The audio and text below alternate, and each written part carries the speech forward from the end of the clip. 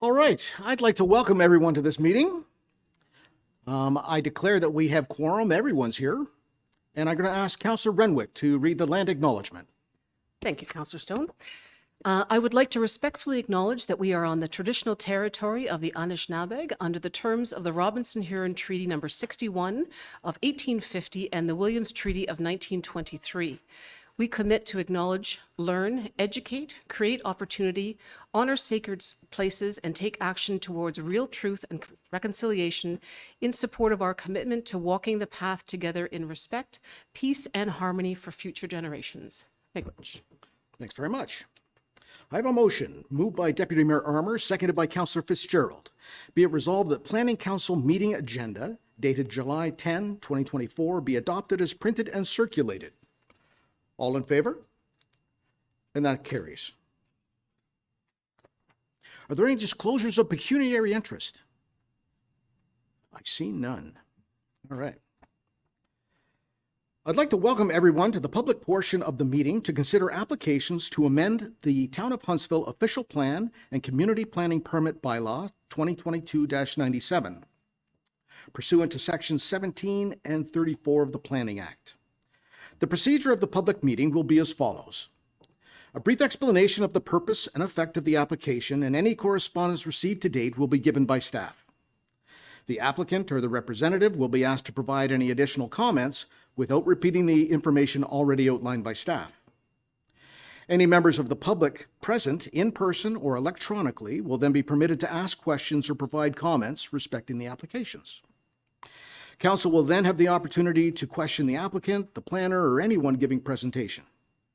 Once the public meeting is concluded, the input received and proposed amendments will be considered by Council. Any persons making representation are requested to first state their name and mailing address, and please note that presentations are limited to 10 minutes. Please be informed that an appellant must provide an oral submission at the public meeting or written submission prior to the passage of the official plan amendment and CPP bylaw amendment.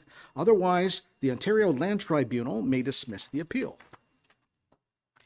If you wish to be notified of the passage of a bylaw, you must file either with the recording secretary or with the clerk a written request for notification prior to the passage of the proposed bylaw.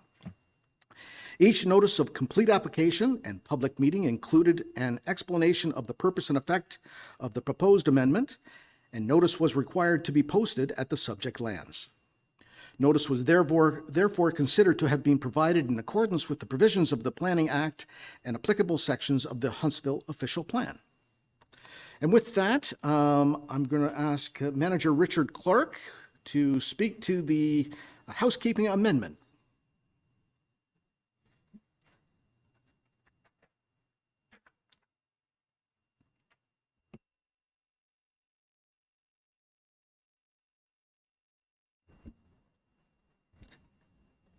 Thank you, Mr. Chair, and welcome to all members of the public in attendance.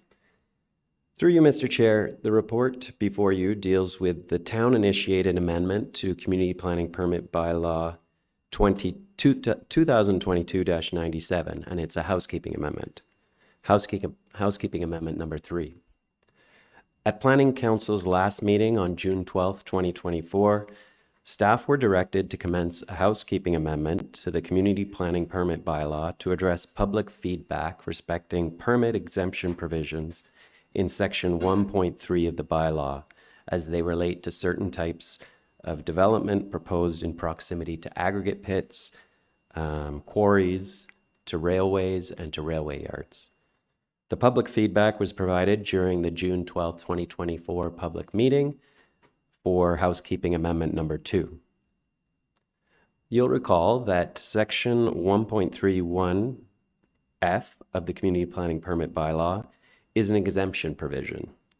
It states that permits will not be required for new single detached dwellings, an addition to a single detached dwelling, and or any associated accessory structures that meet all requirements of the bylaw.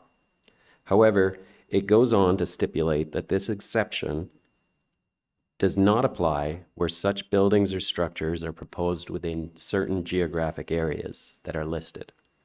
These geographic areas establish screening zones to ensure general development constraints relating to each, which originate in the town's official plan, will be addressed through a community planning permit.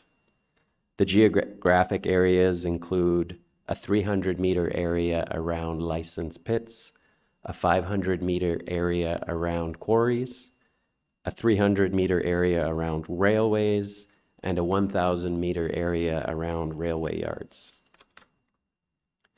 The concern raised by the public and shared by Planning Council related to the potential overregulation of minor-scale residential development on existing lots with as-of-right permissions. The changes proposed through this housekeeping amendment address this feedback by changing the community planning permit exemptions relating to residential development in proximity to these geographic areas. The effect of the changes would be to exempt minor residential development on existing lots from requiring a community planning permit if proposed in accordance with the provisions of the bylaw. The changes would also clarify that development of new sensitive land uses in proximity to licensed pits and quarries and/or railways and railway yards must be authorized through a community planning permit and be supported by an impact assessment, except where exempted from this requirement based on the scale of the development. The proposed changes affect sections 1.3, 2.22, and 2.25 of the bylaw and have townwide effect. The housekeeping amendment was circulated in accordance with the Planning Act. We received no comments from members of the public. District staff had no concerns with the proposed amendments. CN provided comments that are contained in attachment 3 to the report, and these CN comments indicate no objections to the amendments proposed, but point out the proposed policies municipalities are encouraged to consider implementing within their development regulation bylaws. Proposed bylaw changes would not preclude or hinder the implementation of these policies through the community planning permit bylaw. As such, no further changes were proposed by staff to address these CN comments. The proposed amendments meet the intent of the official plan and are consistent with the provincial policy statement, and as such, we're recommending approval of the amendments at this time. Thank you, and I'd be happy to answer any of your questions. Thanks very much. I'll go to members of the public, either present or electronically, that would like to speak to the proposed amendments. I see no one jumping up. Are there any hands going up online? Chair Stone, I see no hands raised. Thank you. Council, any comments or questions? Councillor Fitzgerald? Thank you, Chair Stone, and through you, Richard, thank you for this. It still leaves a little leeway for people to come in and ask for exceptions from this. It's pretty straightforward, black and white. So I know there'll be many more little changes coming our way too. So thanks for staying on top of it. Councillor Clark? Thanks, Chair Stone. Thanks, Richard, for the report. Can you just for the benefit of anybody that might be listening or here, so what is the planning department's definition of minor residential developments that would be exempt? If you wouldn't mind just letting us know. Sorry to put you on the spot, but. No, that's no problem. So thank you through you, Mr. Chair. So it's not a defined term, and what we would say is we're talking about additions to existing residential development or single detached dwellings on existing lots of record where you could build a house already as of right, if not for proximity to one of these geographic areas. So the distinction would be those types of development versus the creation of a new lot for a new residential unit, or the creation of multiple residential units through either a condominium or apartment building, or the creation of multiple lots through a subdivision. So really the distinctions like single detached dwellings on existing lots and additions to those versus multi-lots and new lot creation.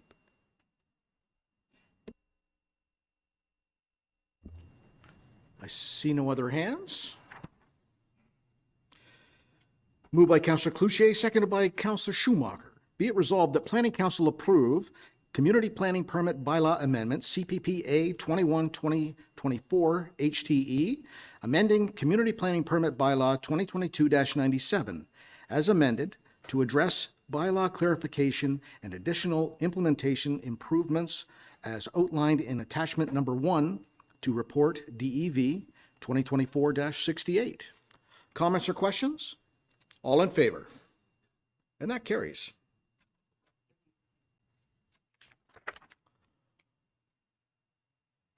All right, Kelsey.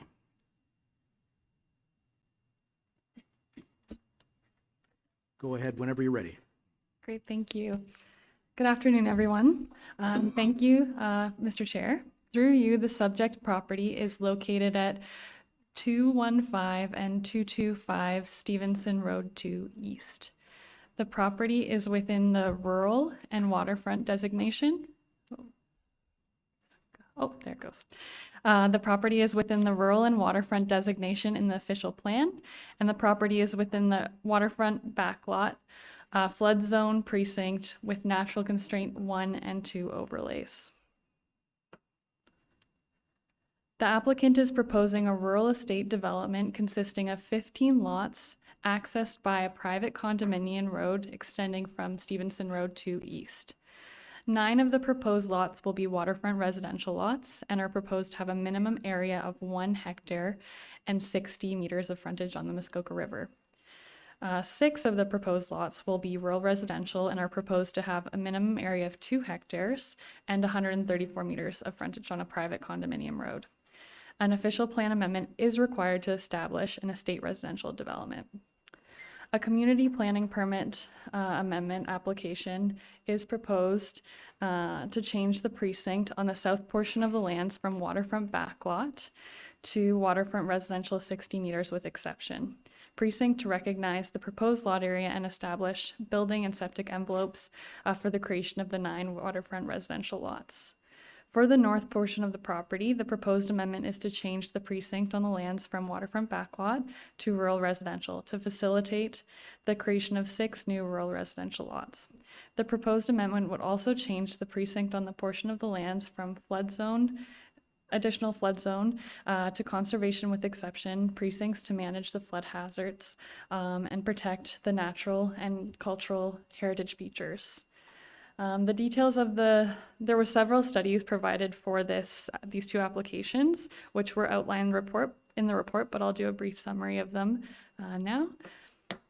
Hydrogeological letters were prepared by GHD Limited to assess the feasibility of private servicing. From this work, the letter concluded the site is suitable to have septic systems on each lot, but recommended 3 drilled wells to assess the groundwater supply for the development, and for these wells to be tested within the MECP Protocol D55. The hydrological letter for the pumping test outlined the findings for the 3 test wells, and the consultant recommended future wells within the proposed development are also pump tested to confirm the water quality and quantity to conclude that there is a minimal potential for groundwater interference with the existing wells or for the future wells. The functional servicing brief prepared by GHD Limited also further assessed the proposed private servicing of the development, including the D54 guideline requirements. The brief provided an overview of the work completed for the hydrogeological letter to assess the water servicing. The required septic sizing, required site grading, and provided proposed envelopes for wells and septics. The report suggested that the servicing required for this proposed residential development can be achieved through private servicing, including drilled wells and water disposal systems. An EIS was also prepared for the proposal, and it reviewed the natural heritage features, fish habitat, habitat for endangered and threatened species, and significant wildlife habitat, as well as the identified high-risk hazardous forest types on the property. The EIS concluded if the recommended mitigation measures are implemented, impacts to these features that are identified within the study can be protected, and any impacts to adjacent lands also minimized or eliminated. A noise feasibility study was also prepared by GHD. There is a quarry within 140 meters east of the site, which is owned by Fowler Construction. The quarry is already obligated to comply with sound level limits of NPC 300 at the existing residential receptors. Therefore, provided that the quarry meets the existing obligations for compliance, GHD anticipates that the noise levels at the development will be within the sound limits of that guideline. And it's recommended to add a warning clause for the noise and vibration impacts potential.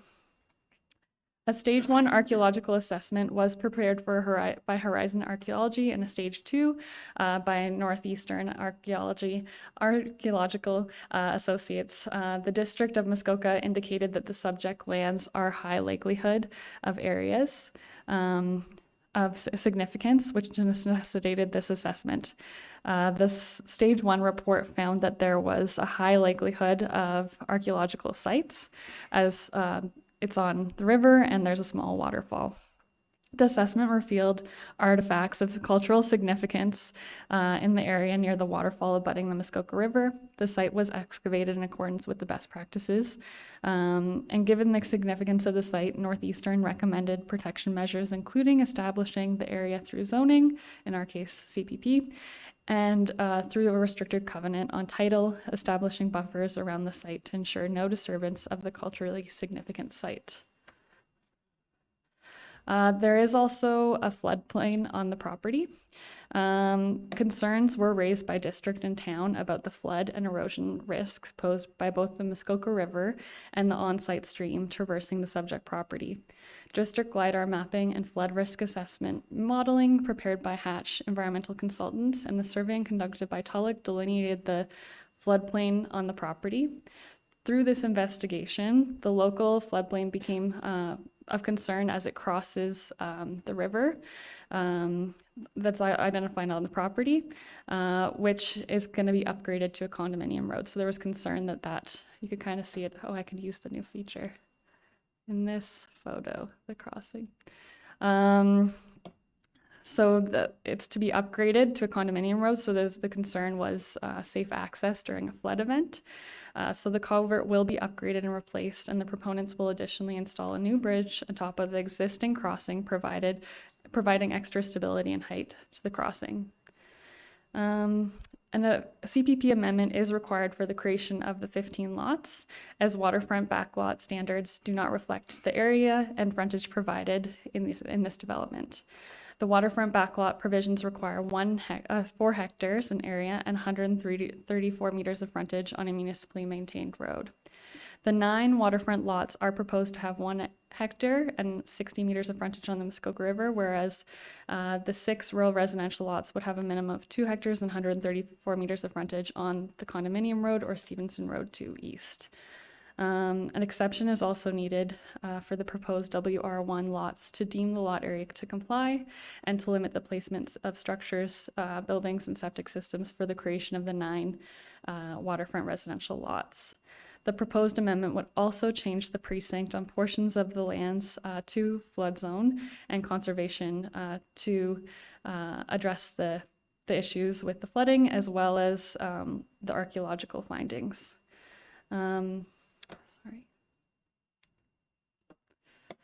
The south portion of the lot is more waterfront in character as it's on the Muskoka River.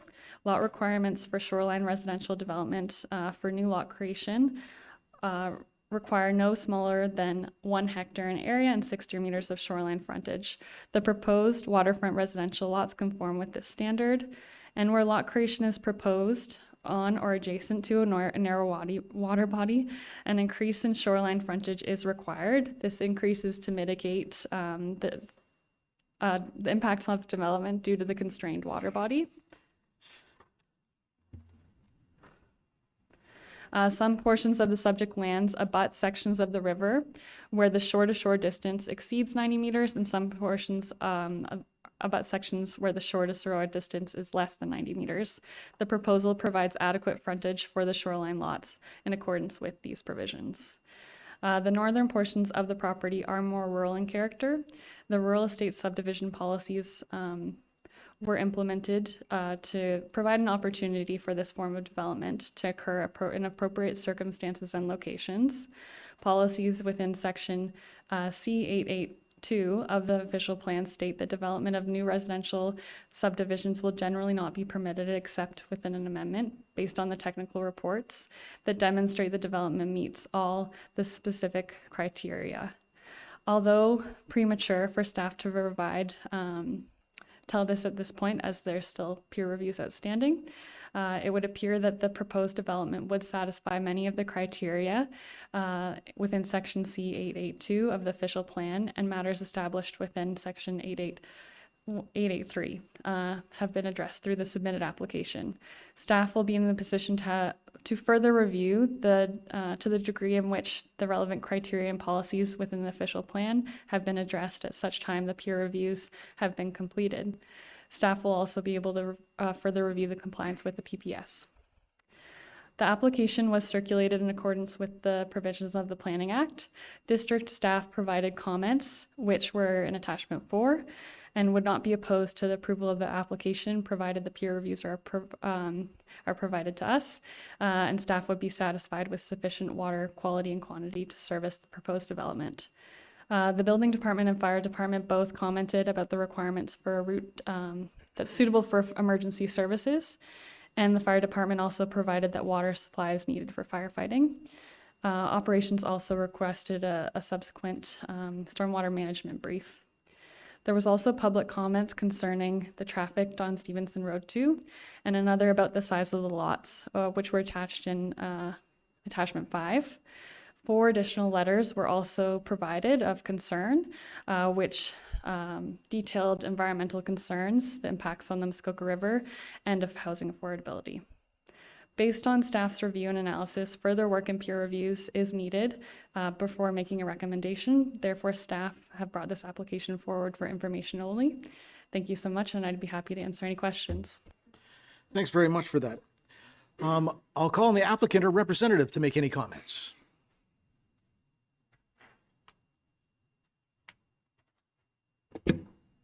Good afternoon, Chair Stone, members of committee. Thank you for having me out here this afternoon, and thanks, Kelsey, for that great summary of the project to date. As Kelsey mentioned, today we're just here to talk about this file for information purposes, but there's a lot to go over, so I'm glad that we're here and able to have this discussion. I'm here on behalf of the property owners, Danielle Singer and Kevin Rainey.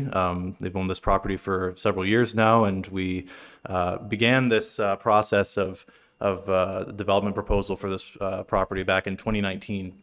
So it's been several years in the works in terms of getting the supporting information that staff have requested and needed in order to make a determination on this proposal, and so that we could demonstrate that it was appropriate and good planning. And so we've certainly done our homework in that case. As Kelsey mentioned, we've had a number of supporting studies prepared in support of this proposal. The proposal's changed forms a couple times in the intervening 5 years. The initial version of the proposal included a site for the relocation of the Muskoka Christian School. They have now, of course, relocated to Port Sydney Road, or South Mary Lake Road, and they're, I believe, going to be open in the coming year at that new facility. So instead, we opted to amend the proposal and provide this rural estate residential component to the proposal. As Kelsey mentioned, there's a mix of lots here. Some are going to be rural estate lots, and some are going to be riverfront lots. There's a good variety in terms of terrain features on the lots. It's a very interesting property. If you have not had a chance to visit it and would like to as part of this proposal, I'm sure the owners would be certainly fine with you and any members of committee visiting the property and walking it. It was historically developed with a cabin that's down by the Muskoka River and has quite a long access way to get to it, and that was pretty much the only development that ever occurred on the property. It's got a beautiful stand of relatively old growth forest, old for Muskoka, but relatively old growth forest, and it would be I think, in my opinion, a beautiful setting for this type of residential development. As Kelsey mentioned, we've had various supporting studies prepared by various firms over the years. We've had discussions with nearby property owners, including Fowler, who, as Kelsey mentioned, owns a large area of land that is subject to an ARA license, operating as a pit. Spoken to Fowler, and actually we have been told that they have no interest in continuing to operate that pit. The quality and quantity of material they were extracting from that pit was apparently not up to their standards, but they want to hold on to the pit in case there's ever a need for that type of aggregate material in that area. For instance, if they decide, or if MTO decides to proceed with flyovers over Highway 11 in the area of Stevenson Road 2 or South Mary Lake Road or anything like that. So the noise and vibration and aggregate assessments were kind of done in a theoretical sense, as there was no actual operation of that quarry or pit at the time that these reports were being undertaken. So there is essentially no noise impact right now. There's also a small pit nearby operated by the Granger family, but it's quite limited in scale, and in terms of extraction volumes and things like that, it's nothing approaching what a Fowler operation would look like. So it's of minimal concern as far as the GHG report is concerned. There were also environmental concerns, as Kelsey raised in her report, that needed to be addressed by way of an EIS. There's a drainage course that runs through the property and empties out into the Muskoka River. It is defined pretty well by a steep ravine area, and we have designed the lotting of this proposal to kind of work around that ravine area and leave it in a natural state to the greatest extent possible. The only direct interaction with that ravine area and the watercourse below it would be the existing crossing that was used to access the historically developed cabin at the southern end of the property. And as Kelsey mentioned, in order to update that crossing to standards sufficient for emergency access and a condominium road, the proponents have proposed upsizing the existing culvert on the property, or on the crossing, as well as putting down a kind of a trestle bridge. The Singer family has background in logging, so they have access to these bridges that are often used in logging operations or logging applications that would be placed across that crossing as well, and would be quite stable and provide for a safe crossing there. As far as the rationale for the proposal goes, Kelsey mentioned that the policies in the official plan speak to estate residential development being permitted only by way of official plan amendment, and in those cases, that the exact point of that policy is to have this discussion and go over the proposal in light of whether it's appropriate for both the area and the character, the overall development character of the town. In this case, although the subject lands are not exactly within the Port Sydney settlement area, they're quite close to it. It's about a 5-minute drive to all the existing businesses and retail on Port Sydney, or on South Mary Lake Road at the junction with Highway 11. It's a short drive into Port Sydney proper and over to the lake. And it's obviously got easy access to Highway 11 northbound and southbound off of the Stevenson Road 2 access. So it's very well situated. It's also obviously quite close to Huntsville proper. It's in a good location in terms of proximity to other uses. I think the property is sufficiently large that when each of these lots is developed, there will be a significant natural buffer between each of these developed pieces and both their own neighbors and abutting uses on other lots. So we will ensure that the rural character is not altered too greatly in that way. And just anecdotally, Danielle actually mentioned to me just this morning that although they have not advertised any of these units for sale or done any marketing to speak of, she's received interest from almost 50 people, mostly locals, who'd be interested in purchasing these lots and building on them. And I think that speaks to the very high level of demand for all sorts of housing opportunities, including vacant lots in the town of Huntsville. And vacant lots, of course, right now this property is 100 acres and could accommodate one house. is that the highest and best use of this property? My argument that I go into a fair bit of depth in my justification report is no. I think that the proposal represents the highest and best use of this property. So I thank you all for your time today. I'm happy to answer any questions that you might have about the process that led us to this proposal and the background studies to the best of my knowledge. And look forward to returning again to this committee once we have the peer reviews in hand and can have a more fulsome discussion on the approval. So thank you very much. Thanks very much. Are there any members of the public that would like to speak to this application? Come on down one at a time.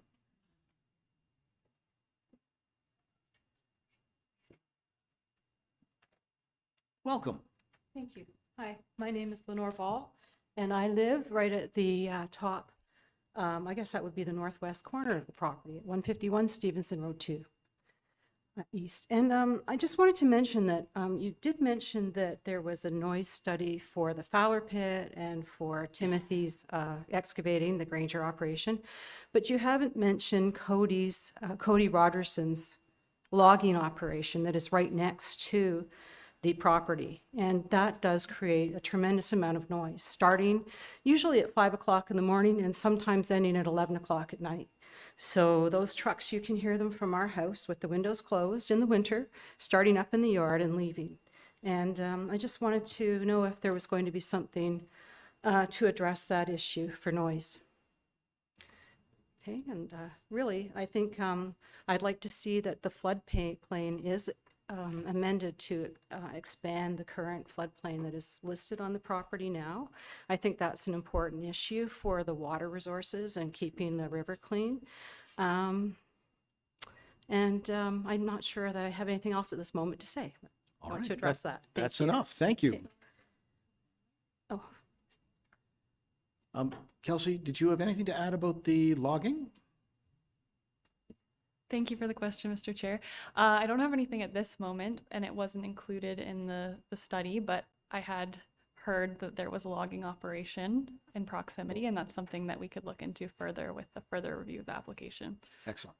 Thank you. There was someone else.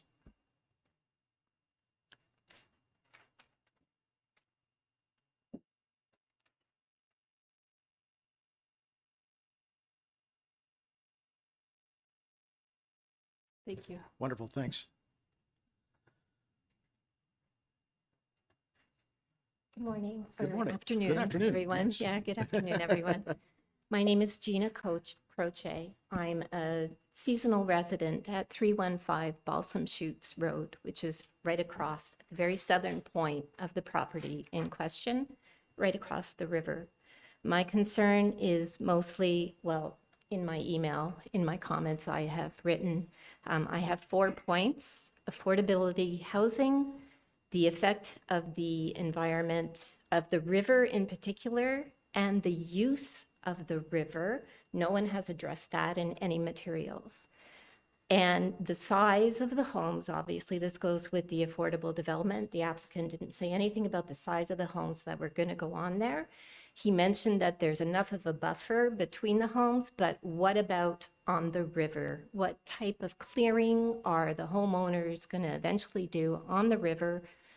Like, they're going to build a dock, obviously. So how much are they going to clear? So then that affects your drainage from your septic and all that. I'm sure there's bylaws out there, but who polices this? And what happens, owners buy, they tear down or they plow down the trees, and then the town just simply fines them. Once they're gone, you can't replace them. So my point being is people will just go and clear the land without even contacting the town, and then all you can do is just fine them. So there's no watch, shall we say, for what the owners will do once they have them. Let's face it, you don't buy a river property without wanting a dock and being able to see the river from your property. And he's referred to as state homes. What size are we talking about here? This is where affordability housing comes into play. I think in some of the materials, they mentioned 4,000 or 5,000 square feet, 4-bedroom homes. That's not affordable. That just brings in the people who have the money to put more boats, more toys, more traffic on the river. So I just want you guys to think about that. Obviously, I'm very concerned about the traffic on the river in the southern part of what it's going to do. You can do all the plans you want or check all your septic systems and water and whatever, but you're not thinking forward about how the land is going to be used in the future once people buy, once people set up their homes and everything. One of my other issues was they found, the planner mentioned the archaeological report. They did find indigenous pottery on the land. So they have sectioned a particular portion of it and made it a stage 4, whatever that means, but it's going to be protected. But I wonder whether the indigenous people have been contacted about this, and maybe they want to do their own assessment on the property, and perhaps maybe more of the property needs to be protected. I didn't see any indigenous reports in the materials provided so far. I know this is an important, we start off the meeting with a statement. So if something's been found to do with indigenous peoples, maybe they need to also comment on this type of development.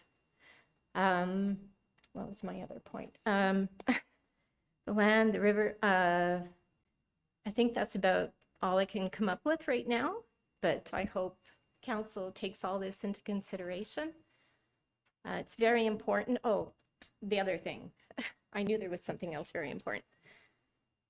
We on Balsam Shoots Road, we are a private road, and we have had, since the pandemic and et cetera, we have had a lot more rental properties pop up. The more rental properties we have, the more issues you have on the water with people who are not familiar with the area, i.e. the chutes. It has been mentioned it's a waterfall. It is a waterfall, and at times, depending on the amount of water going down that one, it's a pretty wicked waterfall. Very dangerous. There have been, last summer in particular, because more and more properties are rental properties, there were 2 incidences of one paddleboarders going down the chutes. The second one where a resident had to rescue a few people in a kayak to get them off the water before they went down the chutes. They had no control over the paddle boat. This is happening because more renters are coming into the area and not knowing the situation, and their owners are not telling them of the danger. So you're going to put 9 more residential lots, possibly estate-sized lots, meaning bigger homes, bigger parties on the weekends, bigger rental potential. You're putting more people on that river in that section, bluntly, who can go down the chutes because they're out with their toys, they're out with their floaters, and they're not paying attention. They don't know the area. There's more danger out there. You have waterfalls here. This is not just any old land. So I'm not sure if it's the appropriate place to put 9 lots, maybe just 4 on the other side, on the opposite side of the peak. But I think that is worthy of consideration because you have to think forward. You have to think how the land is going to be used in the future, the type of homes that are going to be there. Are they end users or are they not? And rental, you guys like to charge for renting out properties, and but then you wash your hands of it. But what you don't realize what you're doing, you're turning quiet rural areas into rental resorts, and it creates a liability with the falls. So I just appreciate if everybody would think about that when you're approving how many lots. I'm all for someone developing land, that's fine, but think of the area. You've got the indigenous factor now, you've got the waterfalls, you've got the traffic on the river. And the other thing I mentioned in my email was it's narrow. Like the report said, some parts are less than 90 meters, some parts are more. So what happens with everybody comes downriver, like from the Port Sydney area, comes downriver and then turns around because of the chutes in our area. So the more docks you put in the area, the less room for people to turn around. And it's also a little chasm of a nice place to swim. And we often have to swim for our lives when a boat comes tearing around the river. And, you know, they don't see you because of the point of the land. So there's that geographical factor too. So you have to think about how the water gets used and how many boats then go in that water and how many boats are then turning around. So that's something else for you guys to consider. Thank you. Thank you. Wow.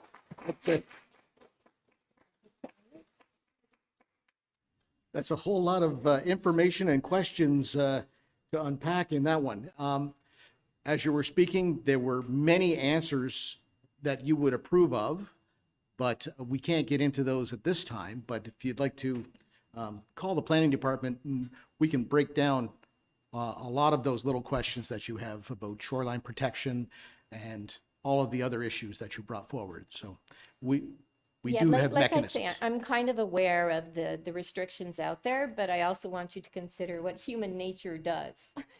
Doesn't always follow the law. And so you've got to put that out there and think about whenever you approve any development, how does it work going forward? How does it affect the land and the river and the waters? Like, that has to be considered. We do try and do that. So thank you very much. Is there anyone else that would like to speak? Come on down, sir.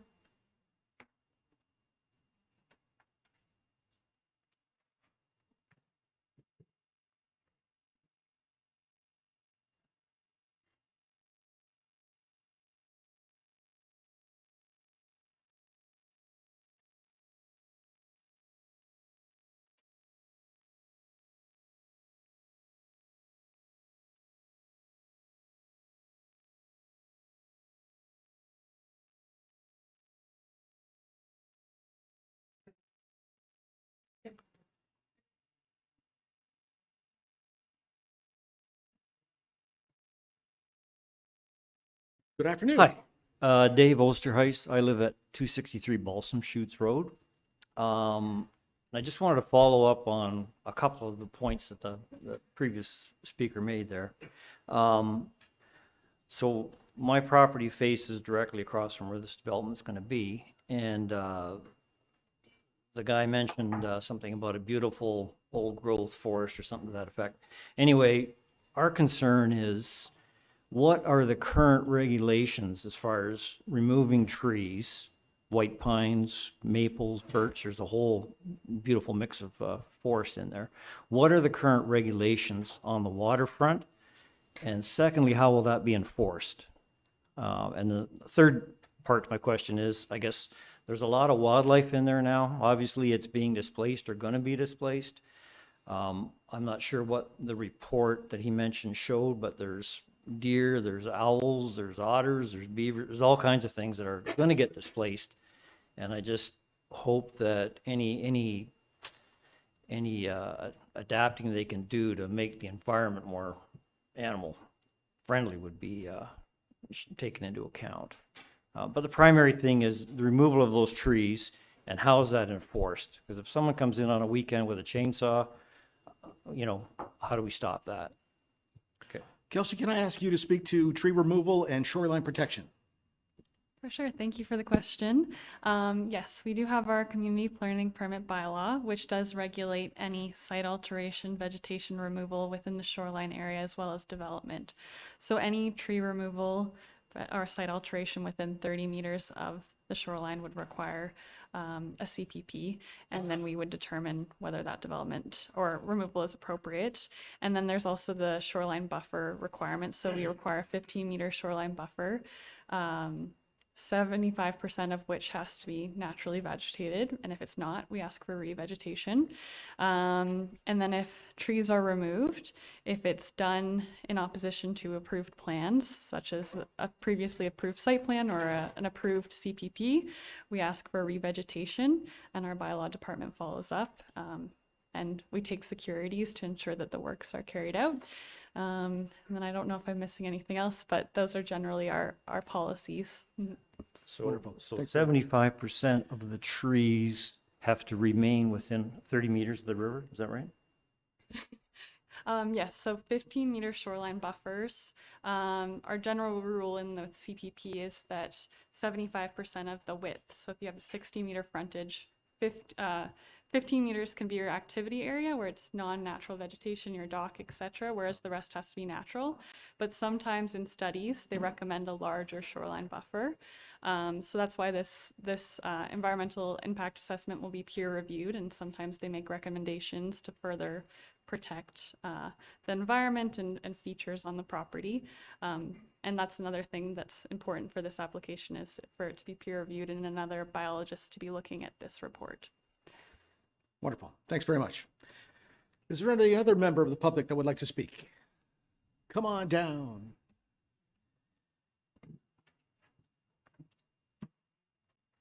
Hi there, thank Hi. you very much. My name's Blair McKenzie. I live 150 feet, one lot over from this development at 216 Timothy Lane. Needless to say, that puts me really very close to this. That's our home. We're full-time residents. I did send an email hoping to get all the details around this proposal. I didn't receive any, so I'm just seeing that drawing for the first time and the layouts of the lots and whatnot, so I haven't had a lot of time to absorb this. One thing I'm very concerned about is protecting that creek that does run into all the way down that property from Stevenson Road 2, and in fact beyond Stevenson Road 2. With those properties being developed there, that is obviously going to be where water flows to from a great deal of this development. The way the grading is, for people who are familiar with the property, it also, a lot of that grade heads towards Timothy Lane as well, where other people have their homes and their wells and whatnot. So that is a concern with this amount of development. I'll try not to dwell on some of the things that other people have brought up. I don't think there's anybody who lives in a cottage area, for lack of a better term, that's not concerned about rentals these days. I try to keep up on the details about how big an impact this is really having on the real estate market. But I think for all of us, it's more around the quality of life. We're not talking about grandma renting an extra room anymore. These are people who have 30, 40, 50 doors, huge businesses. They're often with owners who are not in the area, who are not around. You know, I recognize that there are rules around all of this and we do our best, but I think many of us have probably experienced that they don't always go that smoothly. That's already been brought up, but I would just like to add to that note. I would also like to comment on the buffer that was brought up around these being big forested lots. There has been a great deal of logging that's taken place on that property already. I'm not familiar with the rules. I'm just a layperson. I'm not accusing anybody of anything, but a lot of that buffer and protection has already gone, and a lot of those big white pines have already gone. I would like to assume that was all done above board, but the bottom line is that buffer is not the same that it used to be on that property. And some of those lots on the north end of the development will be already significantly deforested, as well as a large area that's pretty much immediately adjacent to that creek, which are not shown in any of those. Well, some of it's shown in one of those pictures. So I'm not sure what protections to those. Of course, I know there's lots of rules around those things. But with a development this size, I think there's a great deal of risk around those rules getting bent or maybe just missed in general.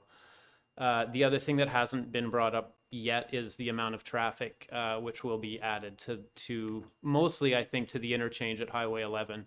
I think the MTO has already made it clear that they don't really love those crossings the way they are in so many places in Muskoka and other places in Ontario.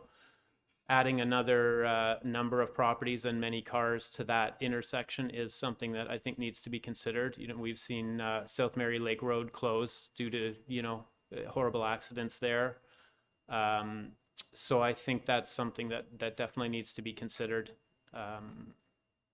Yeah, and I guess that's mostly my big points would be doubling down on the water protection. And I mean, that's a lot of septics headed, those are all going to end up heading towards the river. So that's a big concern, as well as, you know, the deforestation and the traffic would be my biggest points. So maybe the number of lots there is pushing the limit, I think is the crux of my thoughts. So Thank you very much for that. thank you. Several people have brought up short-term rentals, and I just want to make a comment that we now have an 800 number. So any trouble with short-term rentals nearby, you can call the 800 number, bylaw gets notified, and the owner of the property gets notified and potentially fined as well. So, Kelsey, did you want to add anything about protecting the river and or runoff, like in that little stream, as well as runoff into the river? And while these are being built, do we insist on some protection? Thank you for the question. Yes, through the reports, they often recommend construction mitigation measures. So that's usually fencing, constant monitoring, putting construction materials in a certain place away from those features. And then there are required setbacks from the water for septics, which is 30 meters. And within one of the studies, they did provide the functional servicing report, they did provide envelopes for where the septics would be. And again, those will be reviewed. So if there was anything that appears to be an issue from that side of things, hopefully that would be brought forward in the peer review and adjusted accordingly. Wonderful. Thanks very much. Another member of the public.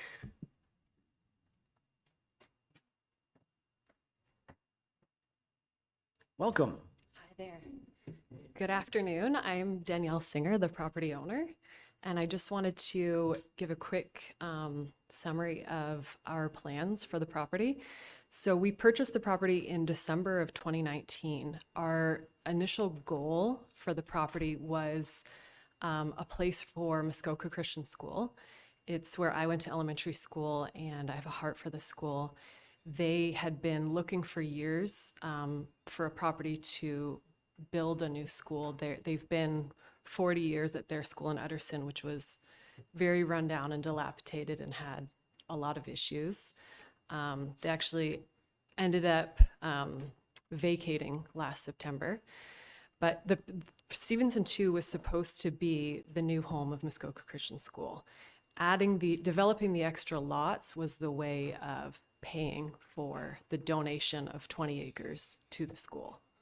So that was the initial plan. That was the reason that we purchased the property. We have spent hundreds of thousands of dollars on studies and planning to try and satisfy the town and the district.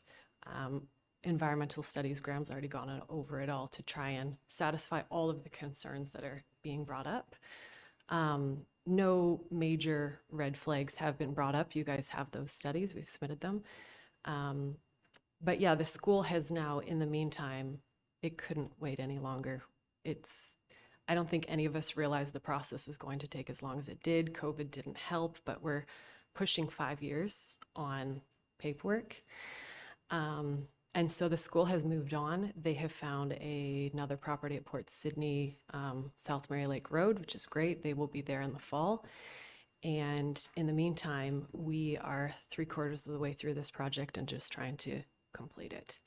So if anyone has any further questions for me, I'm happy at any point in time to answer them. Again, as Graham said, if anybody wants to visit the property, I'm happy to meet you there. I'm happy to walk it with you. I feel like seeing it in person is different than seeing it in a drawing. The logging concerns, so we did do logging to build the new road, and we did log what was supposed to be the one lot for the school. So one lot has been logged and the road has been logged. We did it November 1st because in the environmental assessment that came up, there was a potential bat in the area that was endangered. and they recommended that we only do logging between November 1st and I want to say April 1st. And so we made sure that we started the logging for the road and the school lot November 1st, just to address those two concerns. That's great. Thank you very much for that. Yeah. I'll ask again, any member of the public that would like to speak? Hi, I'm Melanie Rodawa. I live at 300 Balsam Shoots Road. I just wanted clarification on the water studies to see how many wells are sustained in that area. It seems like it's pushing the limit for me. So I'm just wondering, when you look at that, do you look at just the property in question, or are you looking at Balsam Shoots and the wells that are there and how that will affect us? I know my water level fluctuates hugely. We've had a lot of builds coming up recently. I've only lived on the road coming on 4 years, and we've had maybe 10 buildings go up, 10 new houses, and it's really affected my water. So I'm just wondering if you look at that or you just look at the property in question. Kelsey? Thank you for the question. Yes, so in reviewing the report, and I'm not an engineer and I didn't prepare any of the reports, so this is just my knowledge from reading it. There was they do a search of the well records. So they use MECP's well records to look at all the wells in the area, and that's part of the hydrogeological review. I'm able to send those studies to you if you'd like to look at it. But in terms of, they said that it was adequately addressed based on the research they did. I didn't see that they did anything on Balsam Shoots, but the Tipper Lane properties, they looked at all of those wells. So you do have to look at adjacent wells as well as. I guess, sorry. It's okay. Just following up on that question, were these studies done under the assumption that it was just the Christian school? Or was this under the assumption of the new? Thank you for the question, through you, Mr. Chair. So I believe there was the first studies, the primary studies for the hydrogeological were done with the Christian school mine, which is actually a larger water consumption and draw. So those numbers were quite a lot higher than what they are proposed now. So then there was an addendum to address what they would be now. So there's the two stages of the studies that were done, and hopefully that's correct. But yeah, we could send that to you if you'd like to take a look. Great, thank you. Any other member of the public that would like to speak? We got another one. They just keep coming.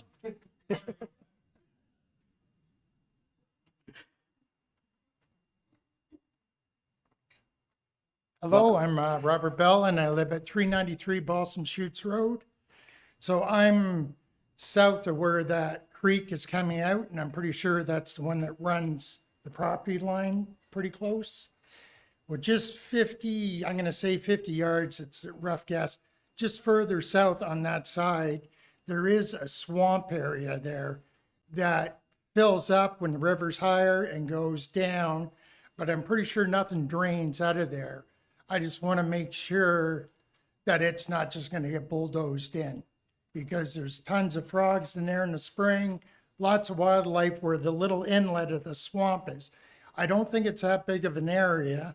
It's just a concern to me where all of a sudden one day I see bulldozers pushing dirt in and covering that whole little swamp area, because it's just a small inlet and you see a lot of deer transferring over at certain times of the year.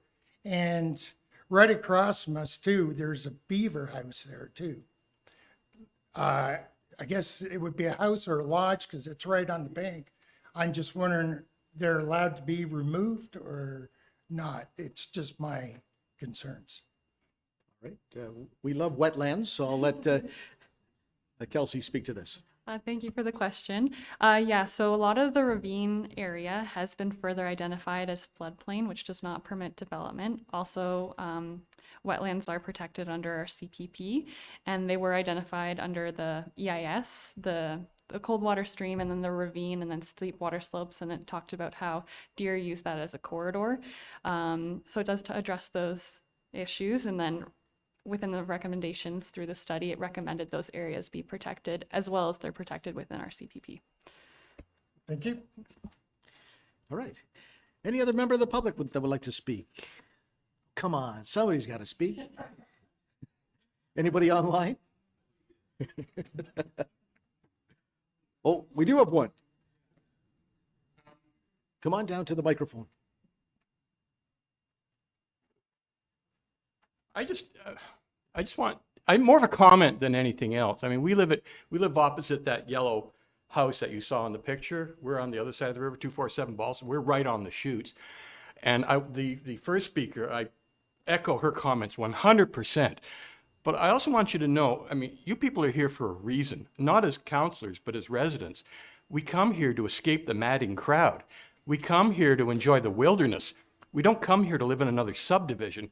And the comment about the increasing number of, the increasing noise, the increasing development, this wonderful wilderness that we have is disappearing at an incredible pace. And once it's gone, regardless of whatever bylaws are in place to protect it. You all know, once it's gone, that's it. It's not coming back. So I just want you to reflect on what we have. And I understand the need to make a profit. I understand the need to develop your property. But I also think you need to understand the requirement, our responsibility to protect our wilderness and our land. The First Nations, we took it from them. What are we doing to it? So far, our record of protecting the land has been dismal, and we continue down that path, and it's increasing at a rapid pace. So I just want you to, search your souls and determine what is it you want for your grandchildren. I mean, we've been here almost 10 years. I'm seeing incredible change, and it's not for the good. There's more traffic, there are more incidents. We live on the chutes. The year before the comments about the two people who went over the chutes, there were 4 incidents. I witnessed one personally. And the reason, it's just luck that someone hasn't died there. There are more people, there are more reckless activities. Well, there you go. And I just wanted you to think about that. What are we doing to our environment? And it's up to us now to protect it. I understand the need to develop it. But my immediate concern is, how close to the ravine, the river ravine, are these houses going to be? Are they going to be allowed to take the trees down across the top? Am I going to be looking up at a series of houses looking down at me? Is that natural wilderness going to disappear? And I understand you require that they replant, or whatever the term was. What does that mean? A bush in place of a tree? And a tree takes a century to grow. So I don't know, just a comment, really, a concern about what we're losing, not what we're gaining. I appreciate the comments, and I'm sure everyone around the table feels very strongly about the environment and protecting it. Can I ask you to put your name and address down for me?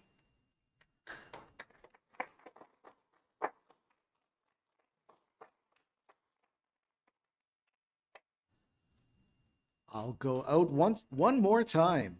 Anyone else that would like to speak? I'm seeing nobody jumping up. Anyone online? Chair Stone, I see no hands raised. Thank you. All right, then I'll move on to council members. Any comments or questions? Mayor Alcock. Thank you, Chair Stone, and thank you, everybody, for attending today. One of the things I love about this sort of meeting is it's not a decision-making meeting today. It's strictly for information, for doing exactly what we've been listening to for the last half hour, whatever it is. And I have to say, there have been lots of really great points, and it was also good to hear from you, Danielle, as to how you got to where you did and the years that you've been working on it. But I do also have some questions, and I have at least 6, but I know. So I'll start with just the general concept, and I appreciate, Danielle, you said you did this for the reason for relocating the Christian school, and I think at one point there were studies that supported 8 waterfront lots plus 1 rural lot. I think something like that plus the school. And once that changed, the proposal that we have before us is at least 11 waterfront lots, I think, or 12 waterfront lots. So we've gone from 8 to 12. And my biggest, again, listening to the concerns, But more importantly, looking at the map before us and the existing flood zone plus the proposed flood zone, given our recent flooding information. And I look at, I'm not quite sure how we went from 8 to 12 and why there is a need to squeeze additional waterfront lots, because I look at a few of them and I think, to the issues around when you need to clear a site for building, I don't see, lots of opportunity left in at least 3 of those proposed lots, which would then speak to a number of the issues that were raised. And from my perspective, I think I have an issue with that, but it's a question as to the why increasing the number of waterfront lots. So that is, and how the response to where you might see those potential building sites. Because especially on Unit 6 and Unit 5, it to me looks quite unworkable, but that's just me. Maybe I'm not reading it correctly.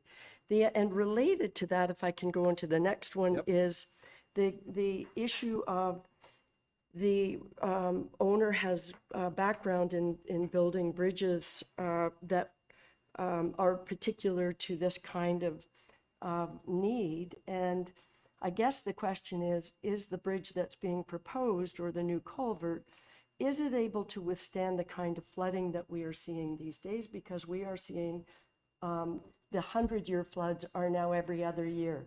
And so, it goes to, as a rule, we're told by our planning team over and over again, and we know it's in our OP and it's in our CPP, we don't build within flood plains, flood zones. We now have increased our flood zone, and I'm looking at where do we build in a couple of these lots, and how do we get there if we have a serious flood? So is our technology, are we proposing to do something that's quite extraordinary that would meet that? And then compounded with the comment about from our emergency, they need to secure an emergency route. And I'm wondering how that meshes and where the synergy is on that. So those were the flooding questions. And the last one that's related to that is I was looking at the proposed special conservation precinct, which seems to be on the tip of an area. And I guess my comment is what that particular special conservation precinct, is that where the indigenous, yes, okay. So was there any thought about identifying other conservation zones within this development that might be better suited rather than creating additional lots? And it seems to me, I guess, the rationale for 15 lots in total and maybe decreasing the number where it might be more rational, and including some special attention to conservation areas that might be more suited to this particular property. So that captures sort of that theme, and maybe 3 or 4 of my questions, but I'll leave the other 2 to later. All right. There are questions in there. I think, Kelsey, were there a couple? So, Kelsey, did you want to speak to those, or have Graham speak to some? Yeah. Graham, could you come down? Yeah.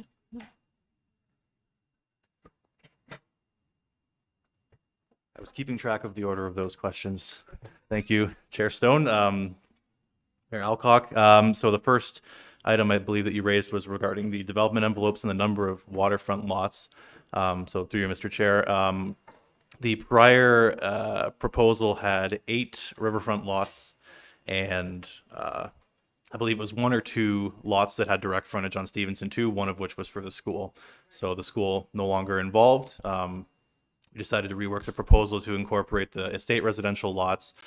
We added 1 additional waterfront lot. So we went from 8 to 9. We split 1 in half because it had a significant amount of frontage, and that frontage is on kind of the peninsula where that waterfall area is. We actually eliminated a lot. We did eliminate another lot in a different location. So it was a lot of reorganization of the proposal. But the result today, as Kelsey mentioned in in her presentation is that each of the riverfront lots meet both the minimum standards for the precinct as well as the additional frontage requirements for lots on narrow water bodies. So these are actually larger or wider, at least, than typical lots would be permitted to be created in this precinct. And that's obviously out of regard for the narrow water body in the presence of the lots in that area, as well as the fact that there's a portion of most of these riverfront lots that is within the floodplain or floodway. And that leads to the next point there is that we did look at whether each of these lots would remain viable with this update from the flood assessment. So part of what ended up taking us 5 years to get in front of you today was waiting on that that hatch assessment for the flood data to come in, and because we were fairly confident that that would be a very comprehensive report, and it certainly was. It was very helpful in designing this proposal, and it also fed into both GHD's work on the site servicing capacity assessment, as well as tying into the environmental assessment. It just so happened that the areas that the environmental assessment had identified as being subject to protections, or that they should be subject to protections. And I believe the one gentleman mentioned there's kind of a delta at the outlet of this small water course where it empties out into the river. That's one area in particular where the flood mapping came back with a much larger area being subject to this floodway. So that whole area has been removed from development consideration. All that data was provided to GHD in their assessment of whether each of these lots could be effectively developed and serviced. And that includes provision of a septic system, a well, although it is technically possible that these waterfront lots could be river fed as well. And a dwelling, and there was some mention of this from a member of the public as well, that the houses were designed as 4,000 square foot 4 or 5 bedroom homes. That's a conservative approach that the methodology that GHD employed uses to kind of say, okay, what if every one of these lots is developed by a large house with large servicing demands? What does that look like in terms of our modeling for capacity? So each of those lots were checked basically and determined that a suitable development envelope on each of them is present. I certainly respect, Madam Mayor, that some of those lots look a little constrained, but we are looking at this again from a very high level perspective. Although that little development envelope on some of those lots might look like a little rectangle on the map, when you walk the site in person, you can see that there is quite a significant level building envelope there. What it means for those lots in particular, though, is that there won't be as much play as to where people can build on those lots. You've got the one development envelope and that's it. Some of these other lots, it's more open, and especially the rural estate lots, it's really just preference. Flooding was the next comment, I believe. So we did, actually, Tulloch was retained to prepare a flood impact assessment on that crossing. And the result of that report was the recommendation to upsize the culvert to reflect the current 100-year storm events. I believe they model it after something called the Timmins storm, which was a very intense storm event in Timmins a number of years ago, but it's used as kind of the benchmark for extreme storm events. And what we were looking at, or what my colleagues at Tulloch were looking at through that assessment, was both downstream water coming from Stevenson 2 through that ravine, as well as the impacts of potentially high floodwaters coming into the culvert from the other direction from the river. So we oversized the culvert to accommodate those flood pressures, and that bridge on top is really just extra assurance that we've got the extra freeboard on top of that crossing, as well as a stable structure that's going to rest on top of that culvert and remain in place permanently to allow for access in a flood event. So the conclusion of that Tulloch study was that if we do those things, upsize the culvert, place the bridge, that those lots that would be only accessed on the west side of that crossing would remain accessible in flood event. And that's obviously top of mind with the flood events we had in 2013 and 2019. Lastly, I think this was answered already, but the conservation precinct was put in place specifically to address the findings of the archaeological assessment. It's going to have very specific wording in that precinct, site-specific precinct description that alludes to the findings of the archaeological assessment and the recommended mitigation measures that don't really fit into any other zone. So that was kind of created specifically to accommodate that. All the lands surrounding the conservation precinct, I believe, are mostly going to be rezoned, if they're not already zoned, into the floodplain or flood zone precinct, I believe it is now. And that obviously comes with its own set of protections, limits to development, and setbacks that were recommended through the various supporting studies as well. So I think I got through everything there. Let me know if I didn't, and I'm happy to answer through you, Mr. Chair.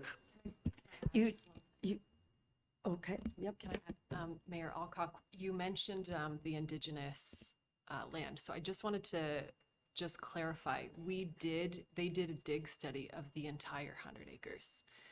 It wasn't just, the only place they found something was right next to the chutes, but they were there for 3 to 4 weeks. There was 5 archaeologists, and they dug and sifted all 100 acres. So I just want to clarify that was the only place that something was found, but we did test everywhere.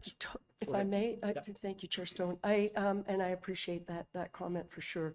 I guess when I asked, and it is with reference to the last comment around the conservation zone, I was actually thinking a bit broader than not just, that's really important that the Indigenous Special Conservation Precinct has been identified, and I appreciate the whole site was looked at. What I was really getting at too, though, was for if you're proposing 15 units, that so much of this is, considered protected flood zone. And, the natural area we've heard is quite not unusual because I think our whole Muskoka is quite like this, but is worthy of consideration for a conservation zone that is protected within the new development.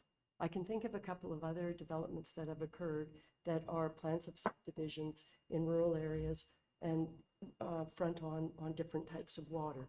And in those cases, at least one in particular, they identified areas that were considered conservation zones that were to not only to the benefit of the residents buying into the community, but to the benefit of the environment.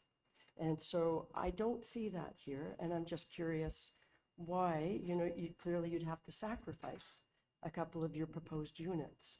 But it seems to me that there's a lot of plus to something like that. There's a lot of benefit. And I'm curious if that sort of discussion has taken place. I'd love to look at something like that if you have a couple of subdivisions in mind where they've done that. I'd love to take a look at that. The other thing that's come up is Graham mentioned that I have a list of almost 50 people that have approached me. They are locals. This would be their primary home. I know there's a lot of concern about rentals, and I get it. I'm a local. I've lived here year-round, and I understand the issues that rental properties make. These would be primary homes for people. They're not secondary homes. They're not leaving for the winter and renting them out. Like, these people are mostly from Port Sydney and looking for a building lot, and they've said to me it's just so hard to find a building lot in Port Sydney. So I hope that can alleviate some concerns that these are going to be rental properties and that it's going to be crazy for these. And like Graham said, the engineer who drew the property out said, like, let's see what it would look like to put a 5,000 square foot property on and make sure that there's still enough room, and enough room for a septic system and a well and a 5,000 square foot home. Most of these people are not going to be building a 5,000 square foot home. Like, no one can afford that anymore if you're a local. So just to alleviate that concern as well. All right, thanks very much. Any other comments from council? Councilor Schumacher. Thank you, through you, Chair Stone. So Kelsey, I don't see in the list on page 2 traffic study, and traffic was a big sort of proponent here that was talked about. With the closure of Stevenson 4 and South Mary Lake Road, traffic has increased. I have had a number of calls with transport trucks going down Max Road through Stevenson 2 and out to the highway. As you know, our local Firefighters have to use that route now to get over to the Utterson side. So one of the concerns I would probably like to see and would really like to see is a traffic study done of that area, just to make sure we do accommodate the concerns that have been brought up, especially by a number of people in the gallery. That's not Do you have a there. comment, Kelsey? Thank you for the comment. Yes, it wasn't originally included in the initial reviews and the requested documents, but if that's a comment that we're hearing, we could certainly address that. Perfect. And then to Mayor's Alcock's point about the flood zone area, and to the gentleman that spoke about being on Timothy Lane, I do know that, yes, the property sort of slopes that way, and where there are some concerns is, I mean, I've had people on Max Road, Stevenson 2, where it's just a single lot, and what's happened with development is somebody's called me because now the neighbor has built and it's flood moved over to their area.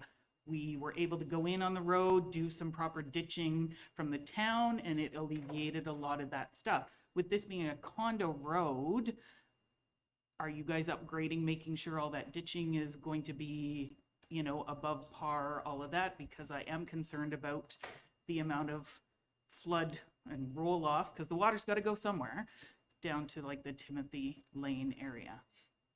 Graham? Go ahead, Graham. Thank you. Through you, Mr. Thanks. Chair, to Councillor Schumacher's comments. Yep, absolutely. The drainage concern is valid. The one lot, I will say, that takes up a good chunk of the eastern lot line of this proposal is all going to be one lot, and the majority of it running down to the river is going to remain in a natural state. The development envelope for that one lot is actually upland, I'll say, about kind of halfway up the property. So all the rest of that down to the river is going to remain just as it is now, pretty much, with the exception of the upgrading of the condo road, which leads to the second point about the road itself. I would imagine we will also be submitting a vacant land condominium application to the district of Muskoka. The district planning staff's direction was to have this process first, at least have it initiated before submission of the condominium application, so we could see how it goes, kind of thing. And one of their comments, I'm sure, will be the design of the condo road, and the town obviously has an interest in that too, so we'll be certain that we're designing the road appropriately. Thank you. I mean, I'll be honest, I'm not a huge fan of condo roads, and I appreciate all of you from Balsam Shoots and the number of calls that I get every year about when will the town take over that road. And I prepared again this winter because I know that insurance for a snowplow to go down Balsam Shoots Road is insane these days, and I do appreciate it. You guys have come time and time again. But yeah, so that also becomes a concern, is that you put in a condo road and then 10 years from now, whoever is the counselor in that area is going to get a call and ask when we are going to upgrade that road to a town road. So that's just my comment. Thanks. Councillor Clark. Thanks, Chair Stone. So just, I won't be long, just quick. Kelsey, I just wondered if you could show council, just for our benefit, on the map, where the logging operation is, just for council's benefit. One of the residents mentioned that there was a logging operation. I think it'd be helpful for us to be able to see where that is on that overhead map that you have. Maybe you can just point that out. Cody Rogers. Yeah, Cody Rogers, yeah. So it's actually not a logging operation. That's his home, and he keeps his trucks there. He doesn't log there. But I do believe he processes some firewood there. But I think his trucks are there. He leaves. He logs elsewhere. He comes back. Kelsey? Thank you for the comment, Councillor Clark. I believe they're preparing the mapping to show on the screen. I'm not 100% sure of where it's located, so if anybody's able to assist, maybe Graham, yeah. I've been here a few times. It's just east of the subject land, so it's we could move a little bit, yeah, a little bit up towards Stevenson. You're on the subject lands here. We're looking to the right of the subject lands and closer to Stevenson too, so opposite way. There we go. Okay, so there's that cleared area there, and I believe, as Danielle mentioned, right in the center of the screen. So next to that is the Granger pit. So that's the larger cleared area.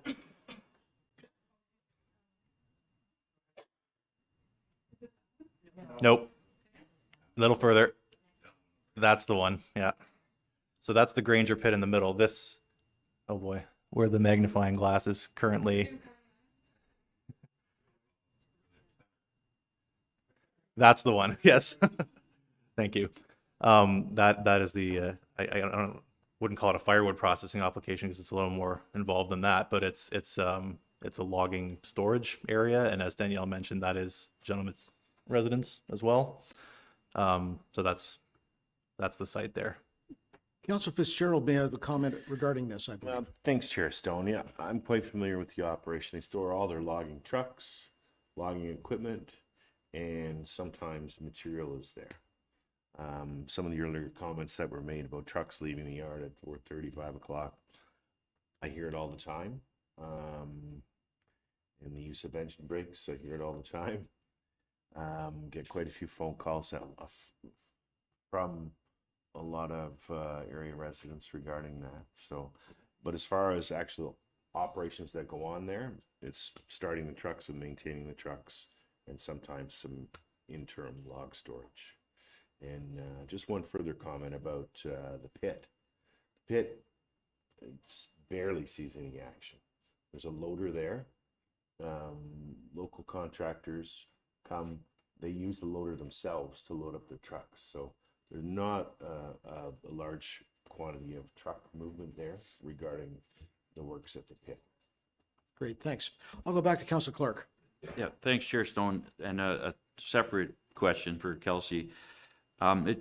The archaeological study was interesting. We see a lot of the time that that's attached to a development that comes here.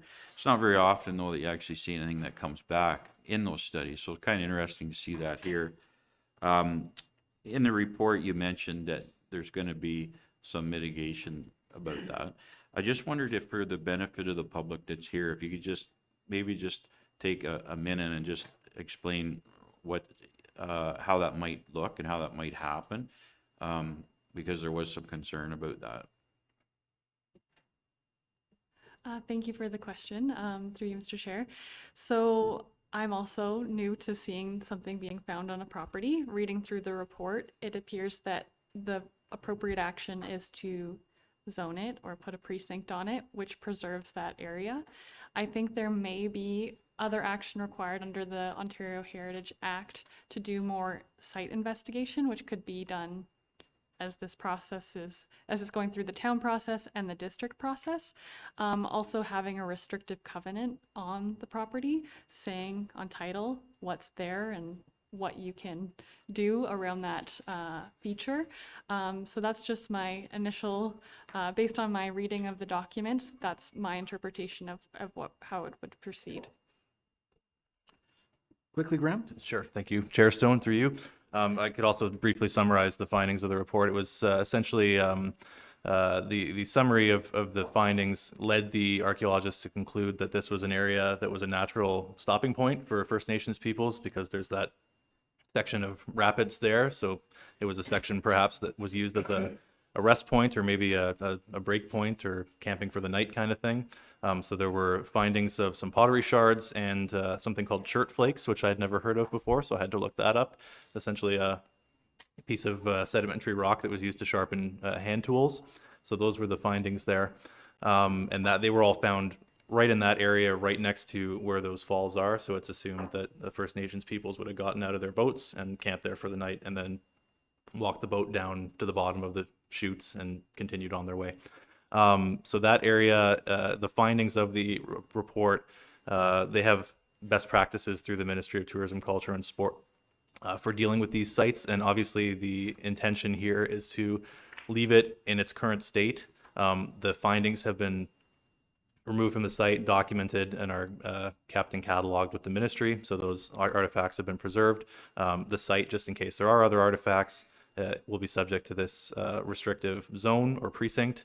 And furthermore, I believe the report included recommendations that if any development, including site alteration, is undertaken within a range of distance around that precinct area that an archaeologist be consulted and potentially be on site while that work is happening. I can't quite remember what that setback is, unfortunately, off the top of my head, but is it 200 meters? So it's fairly large, that an archaeologist would need to be involved if any work was occurring in the area. And then obviously if anything was found during the course of work in that area, then the site would be shut down and another full archaeological assessment would be undertaken. But at this time, given the extensive work that was undertaken on the property, as Danielle mentioned, they pitted the entire property at, I believe it's 5-meter intervals. They didn't find any need for additional study at that time. So we've delineated the area pretty well at this point, according to their best practices. Thank you. Deputy Mayor Armour. Thanks, Chair Stone. Just a quick one to follow up on Mayor Alcott. She talked about the culvert going in. Going to be an oversized culvert actually that carry the water, but on top we talked about a bridge. Is that going to be like a Murphy Bridge on top of that? Or is it going to be structurally put in and become a permanent bridge? Through you, Mr. Chair, that is a good question. I believe the intent is that the bridge will just be placed. I think it might even be stored on site already somewhere. It's not. It's not on we site? have it, we own it. I can send you pictures of it. It's not yet on Stevenson too.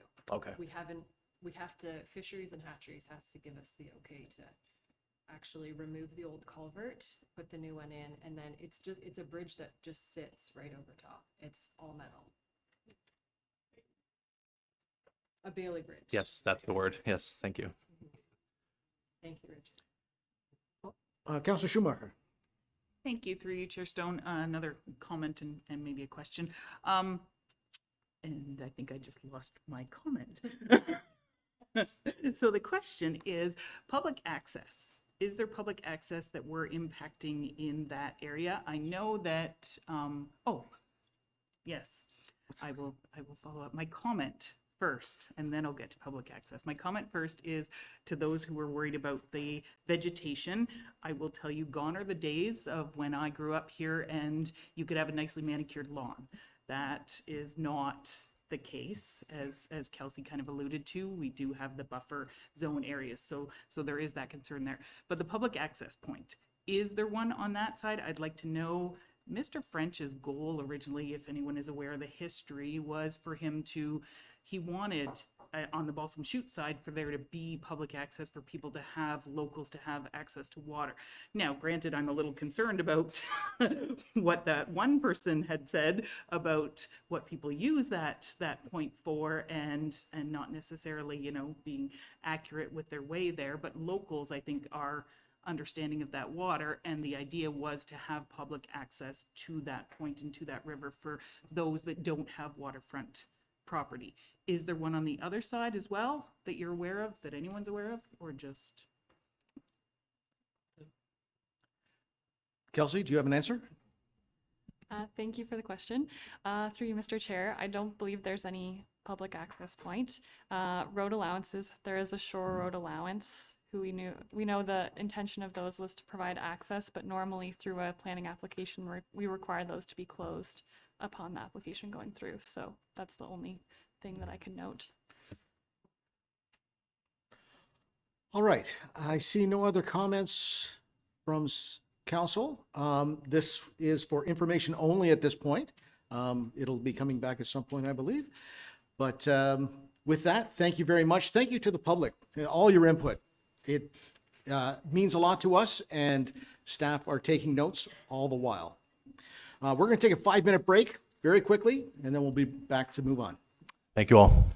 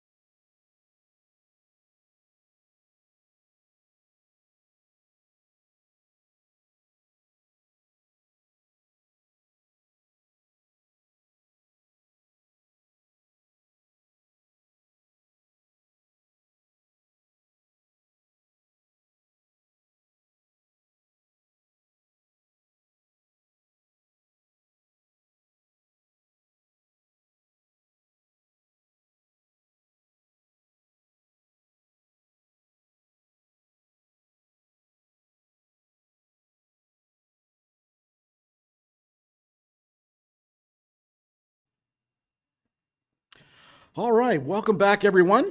We're moving on. Kelsey's going to speak to the next application on Burnell Road.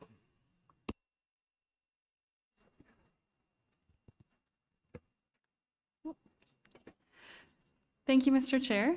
Through you, the subject property is located at 411 Burnell Road.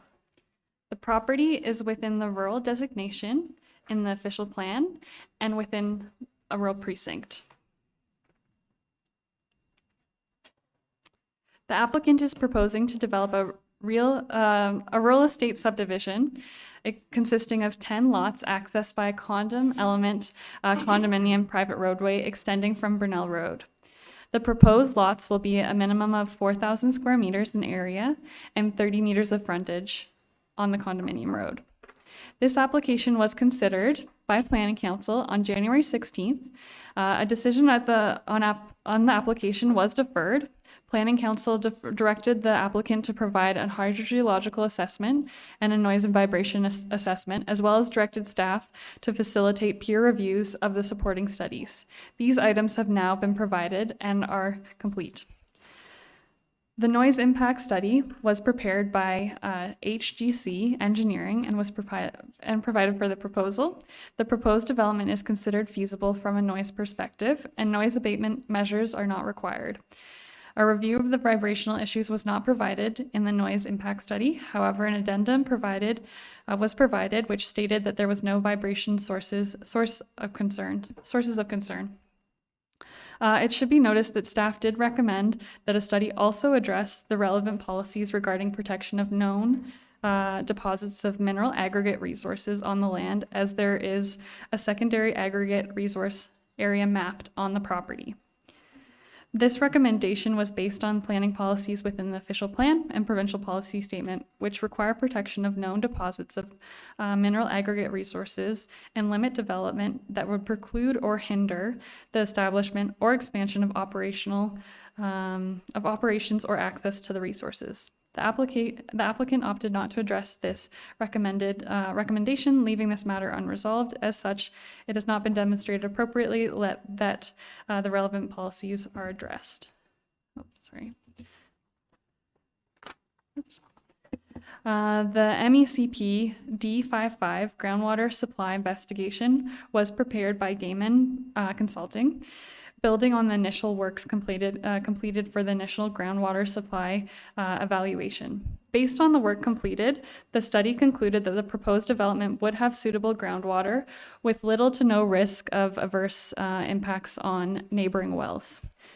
The groundwater supply evaluation was reviewed by Tulloch Engineering.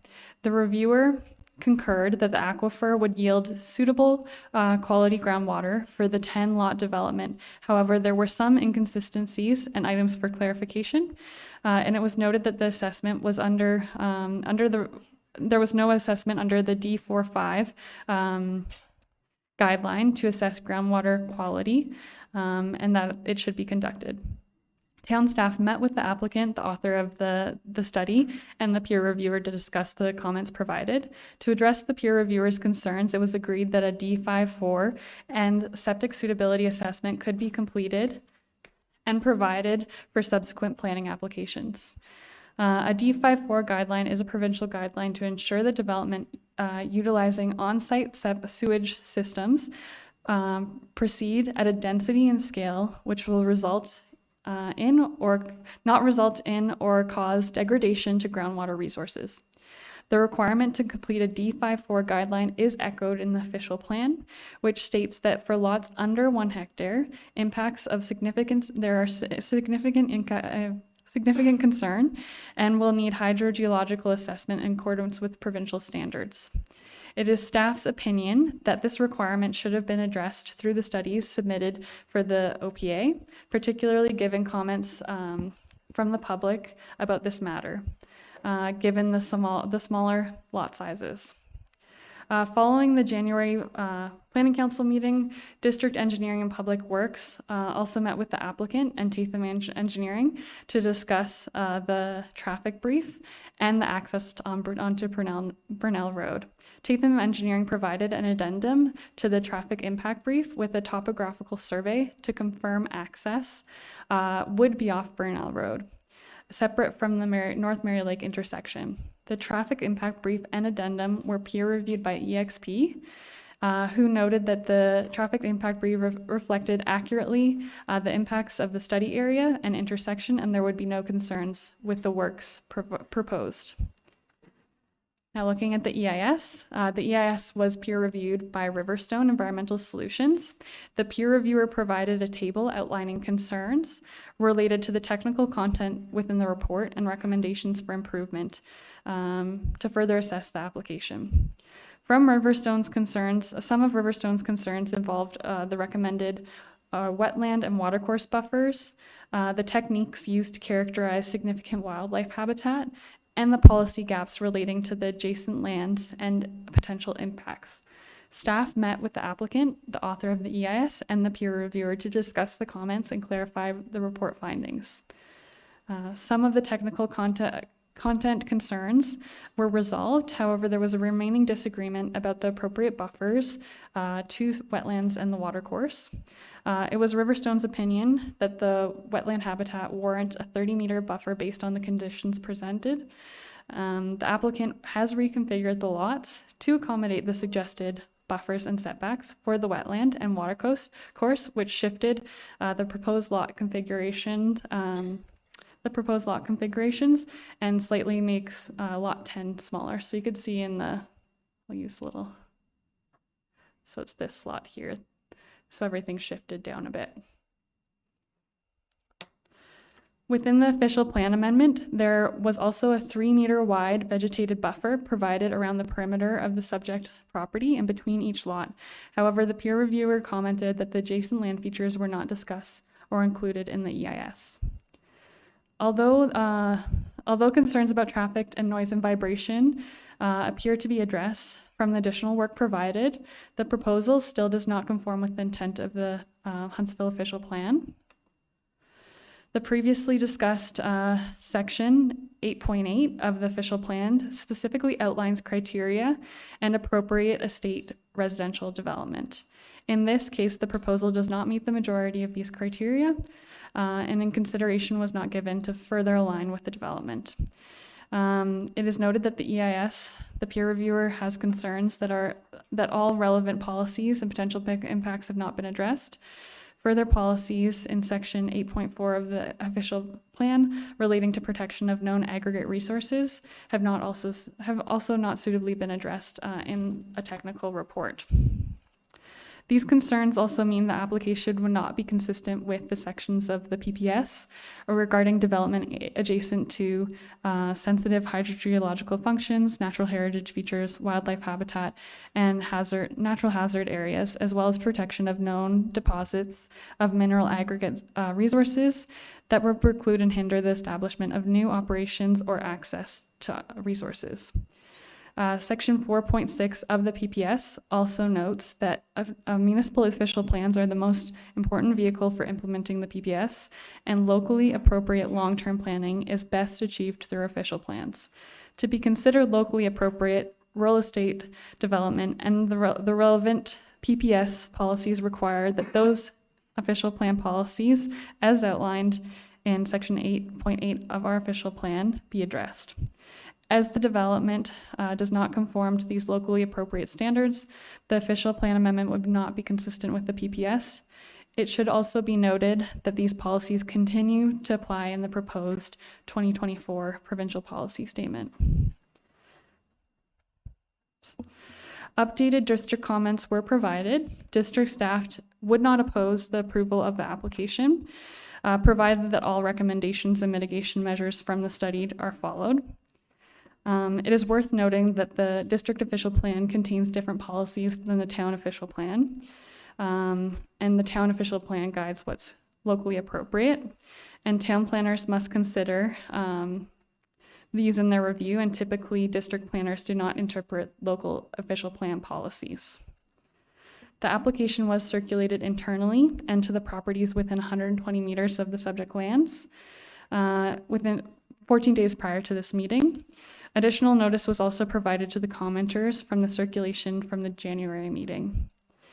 The comments previously included environmental concerns such as impacts to significant wildlife habitat, the water course, the removal of mature vegetation. There was also concern about the abutting wells and septics and groundwater quality. Additional comments about affordability for the proposed developments and impacts to the surrounding rural character were also made. Many comments and additional comments received also pertain to traffic.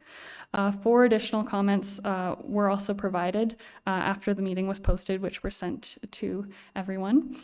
It should be noted that the proposed lot configuration has been adjusted to address the environmental concerns, resulting in the environmental study peer reviews, and that special policy areas have been included to address mature vegetation protection and servicing concerns. It should also be noted that the traffic study was updated to clarify the location of the entrance, and the peer review study, this study agreed with its finding. That said, there were additional environmental concerns raised through the peer review that remain unaddressed, and the resolution of public concerns respecting servicing have not yet been addressed. Concerns about servicing natural heritage features and significant wildlife were also echoed in the additional comments. As noted in the previous report and presentation, the official plan policies exist to inform smart growth, ensuring intensification rather than dispersed development. Section 8.8 of the official plan highlights appropriate circumstances for estate residential development to minimize impacts and long-term fiscal consequences for the town. In this instance, these lots are half the required size, and the property is within 2 concession lines of the urban settlement area. Although there is existing development of similar size surrounding the property, these are historic developments and are not within a community settlement area. The development could exacerbate existing issues in this area and lead to costly infrastructural and servicing interventions. Therefore, the application would appear not to follow sound growth management principles or good planning. It is staff's opinion that this application does not meet the majority of the official plan policies to permitting an estate residential development and the rural designation, and it is not consistent with the PPS. As such, staff would recommend the application be denied. Thank you so much, and I'd be happy to answer any questions. Thanks for that. I'll call on the applicant or the representative.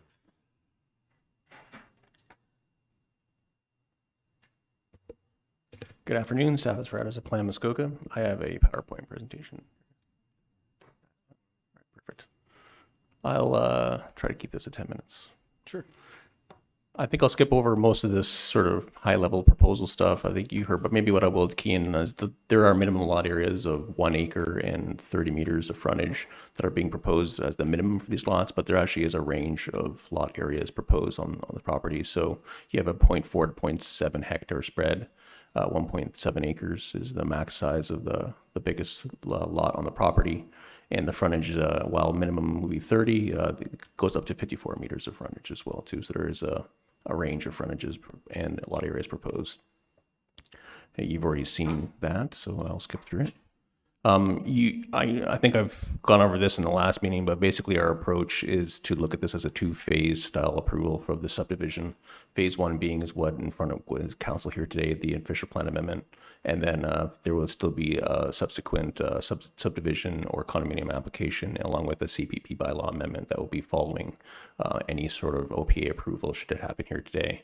And those would look at things obviously from a little bit more detailed lens as that's the actual lot creation application being applied for at that point in time.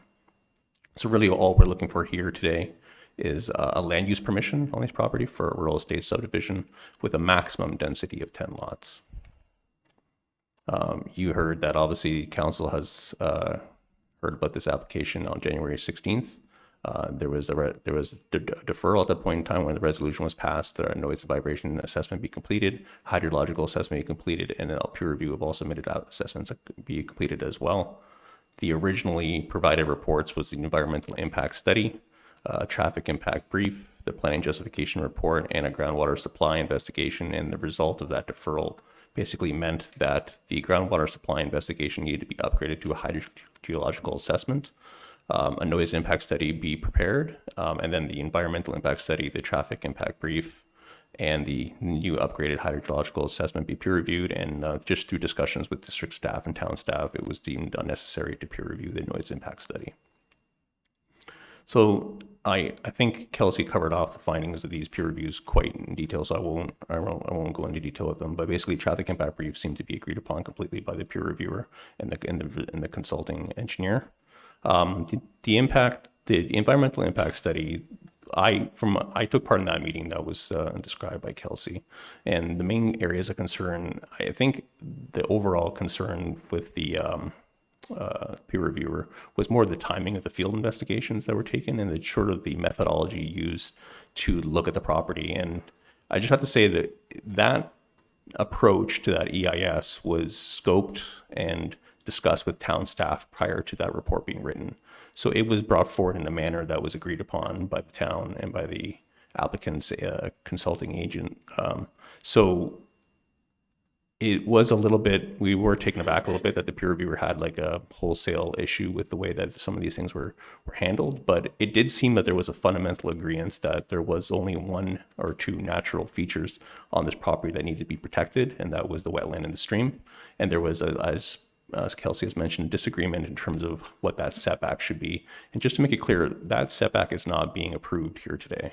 The CPP bylaw amendment application that will come forward in the future will be dealing upon implementing this proposal, and that stream setback would have to be either justified to a peer-reviewed level at that point in time or be 30 meters. And basically what the official plan says is you're either 30 meters, or if any less than 30 meters, you have to justify it. So just to err on the side of caution, the OPA was adjusted to add more stronger environmental wording to ensure that those policies of the official plan be implemented with a CPP bylaw amendment in the future. And like Kelsey has mentioned, the proposal itself was revised. So that setback right there became 30 meters. This building envelope was maintained in the size that it was before, but shifted to the south. And all these lot lines basically shifted to the south, with lot one being quite oversized, so it was able to accommodate the extra lot area that was taken up by that. So just to be err on the side of caution, if that setback has to be 30 meters and that can't be agreed upon on a lesser setback, it can still be accommodated on site with 10 lots. The hydrological assessment, the D54 septic review that Kelsey had mentioned that was requested by the peer reviewer, was in fact, like she said, agreed upon to be deferred to subdivision process that would happen at a later date. The wording has been put into the OPA that this would be required. And it seemed to be that the peer reviewer didn't understand that the application in front of council here today was not just for an OPA. He sort of approached it as if the subdivision approval application was occurring at the same time. So upon hearing that there was still another step in the process, they felt pretty confident that this could be done at a later date. So staff concerns, one of the main things that the report discussed, and Kelsey has mentioned here this afternoon, was this protection of known deposits of mineral aggregate resources.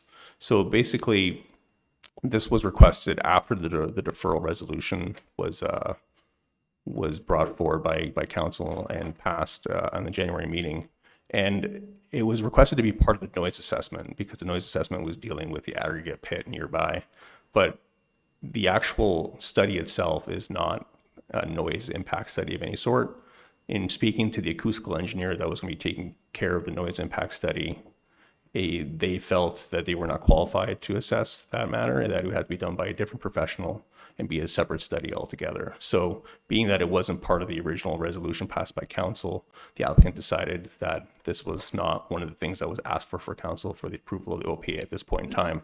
And just to get onto that a little bit more, there's actually very little of this property falls into the area of known secondary aggregate deposit. This is the best map I could find. This is the district map, and I zoomed in as close as I could. And what you see in red there is the subject lands. When you see that yellow blob in this area, actually, I'll try it out. There, that area right there.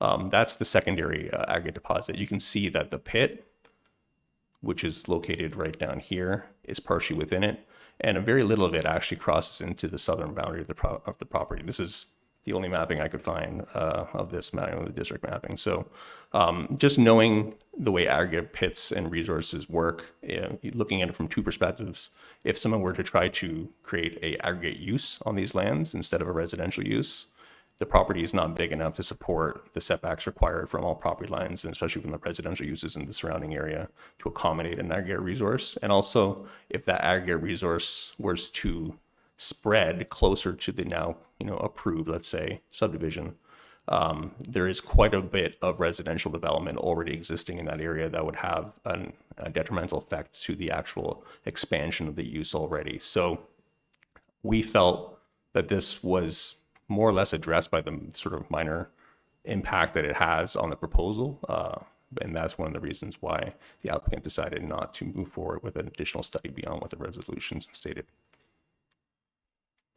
That was just a duplicate. So, and the last sort of list of concerns here was mainly to do with the policies in the real estate subdivision. So the fiscal health concern brought up by the town, by town staff, we don't see it the same way that the town staff see it, in terms of an additional subdivision in this area would potentially cause a sort of a fiscal concern to the town. There is a lot of development, particularly of smaller lots and higher concentrations in this area already, that would, that has sustained itself with private services for, a historical amount of time without any failing, like wholesale failures of systems that would require communal systems being installed or expansions of boundaries to accommodate that. In fact, we don't really hear about that occurring on a very regular basis. I couldn't even point to one example of it. The servicing of lands, just to be clear, the proposed lot sizes is the minimum lot size that the district official plan states that a rural lot should be. So it's not, in terms of like being referred to as undersized, it is still meeting their minimum. And it actually is the minimum lot size that rural settlement areas in Huntsville actually already implement with private services. So if you go to somewhere like Port Sydney or Utterson, the minimum lot size on private services is actually 30 meters of frontage and 0.4 hectares. So this mimics that, and those lands are serviced without any question about whether or not they're too small or too big for that type of development or for that type of servicing. So to address buffers of areas of natural features on the property, there was some wording pulled out of the Griffin Bluffs official plan amendment that was spoke to any areas outside of building envelopes or septic envelopes remain in a natural state. The applicant has decided to go one step further and say that any of those areas are devoid of natural vegetation, that they would have to be replanted with mature vegetation. So that's an attempt to basically naturalize the property more than what it is here today. We believe the impacts to the environment, the last sort of remaining peer reviewing concerns, can be addressed through the OPA wording and be brought forward with an updated report if needed for a future application for subdivision. The looping roads issue, I didn't hear Kelsey talk about it, but it was something that was brought up originally. We would love to be able to have a second entrance to this property, but just this lot size it's too constricting and not able to accommodate it. But in order to address that matter, the OPA has been adjusted to include the wording that the proposed road will be a dead-end road for this property. And finally, the lot sizes in terms of conformity with a 1 hectare and 60 meters of frontage requirement in the local official plan, that we feel, when you look at the area as a whole, and I know this has been mentioned a little bit from the last meeting as well, our average lot area for the proposed development is 0.45 hectares, and 36.5 meters of frontage is the average frontage proposed here. If you look at these areas, so all the way surrounding it, their average lot area varies from 0.19 hectares to 0.24 hectares, but approximately half the size of the proposed lots in this area. And then the frontage is fairly consistent with the frontage that's proposed as well too. So the lot sizes proposed here fall highly in character with the area surrounding it. A one hectare lot, which would be the minimum lot size for a rural estate subdivision in this area, would be grossly out of character in terms of they would be quite a bit larger than those lots. It should be noted too that based on the configuration of the property, these lots wouldn't be visible when you drove down Brunel Road either. They sort of wrap around the back. And finally, district comments have been changed now with the resubmission of the peer reviews and the new reports, that they are now opposed to the approval of the application as well. And they mentioned that noise, traffic, and groundwater environmental concerns have been addressed to their satisfaction. So in conclusion, the proposed OPA seeks to address a growing concern for housing in Huntsville.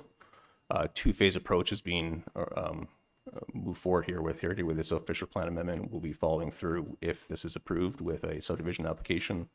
While it doesn't meet every criteria that the official plans list for state residential development, it is, in my opinion, in conformity with the district official plan, and generally meets the intent and purpose of the Huntsville official plan. I feel it is consistent with the present 2020 PPS and the direction that the province is taking with the next PPS as well. Lot sizes are in character of the surrounding residential lots, and I believe it represents good planning. That concludes my presentation. I'll be happy to answer anything you have. Thank you. Perfect. Thank you very much. I'll call on members of the public that would like to speak to this. Please come down one at a time.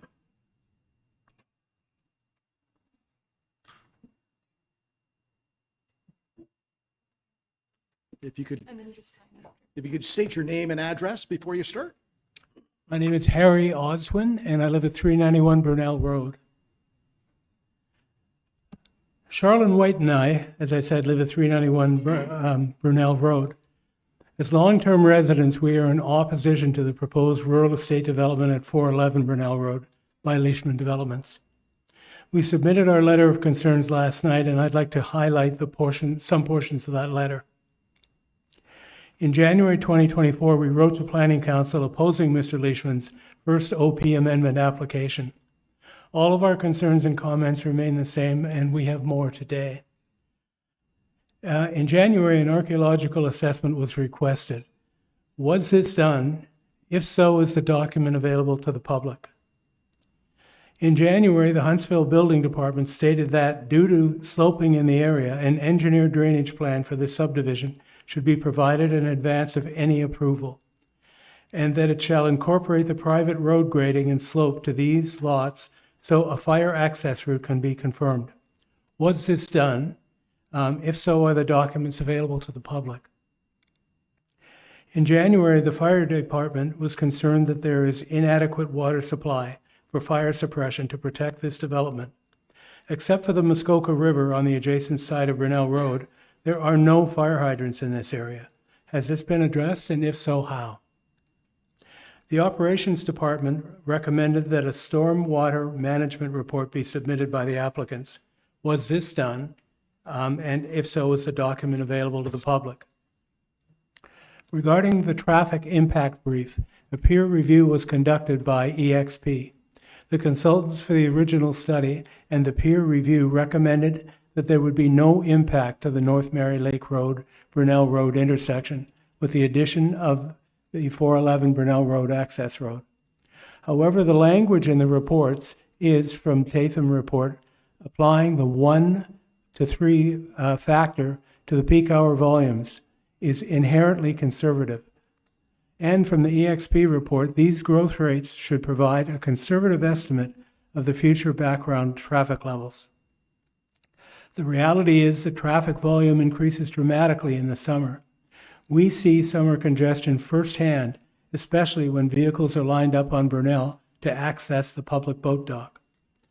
Assuming at least 2 vehicles per household in the proposed subdivision, plus visitor and service vehicles traffic, more congestion at the intersection is realistic.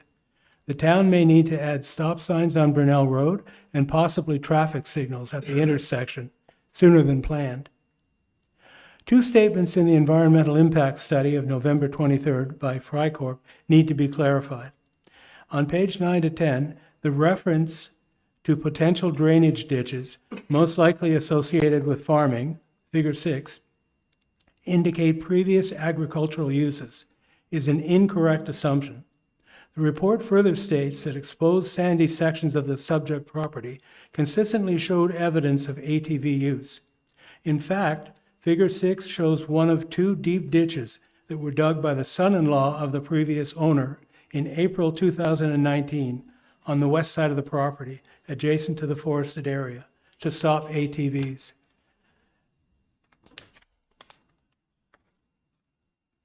At the same time, in partnership with the Huntsville Mountain Bike Association, barriers were put across 2 access points from the subject property to the forested area with no trespassing signs.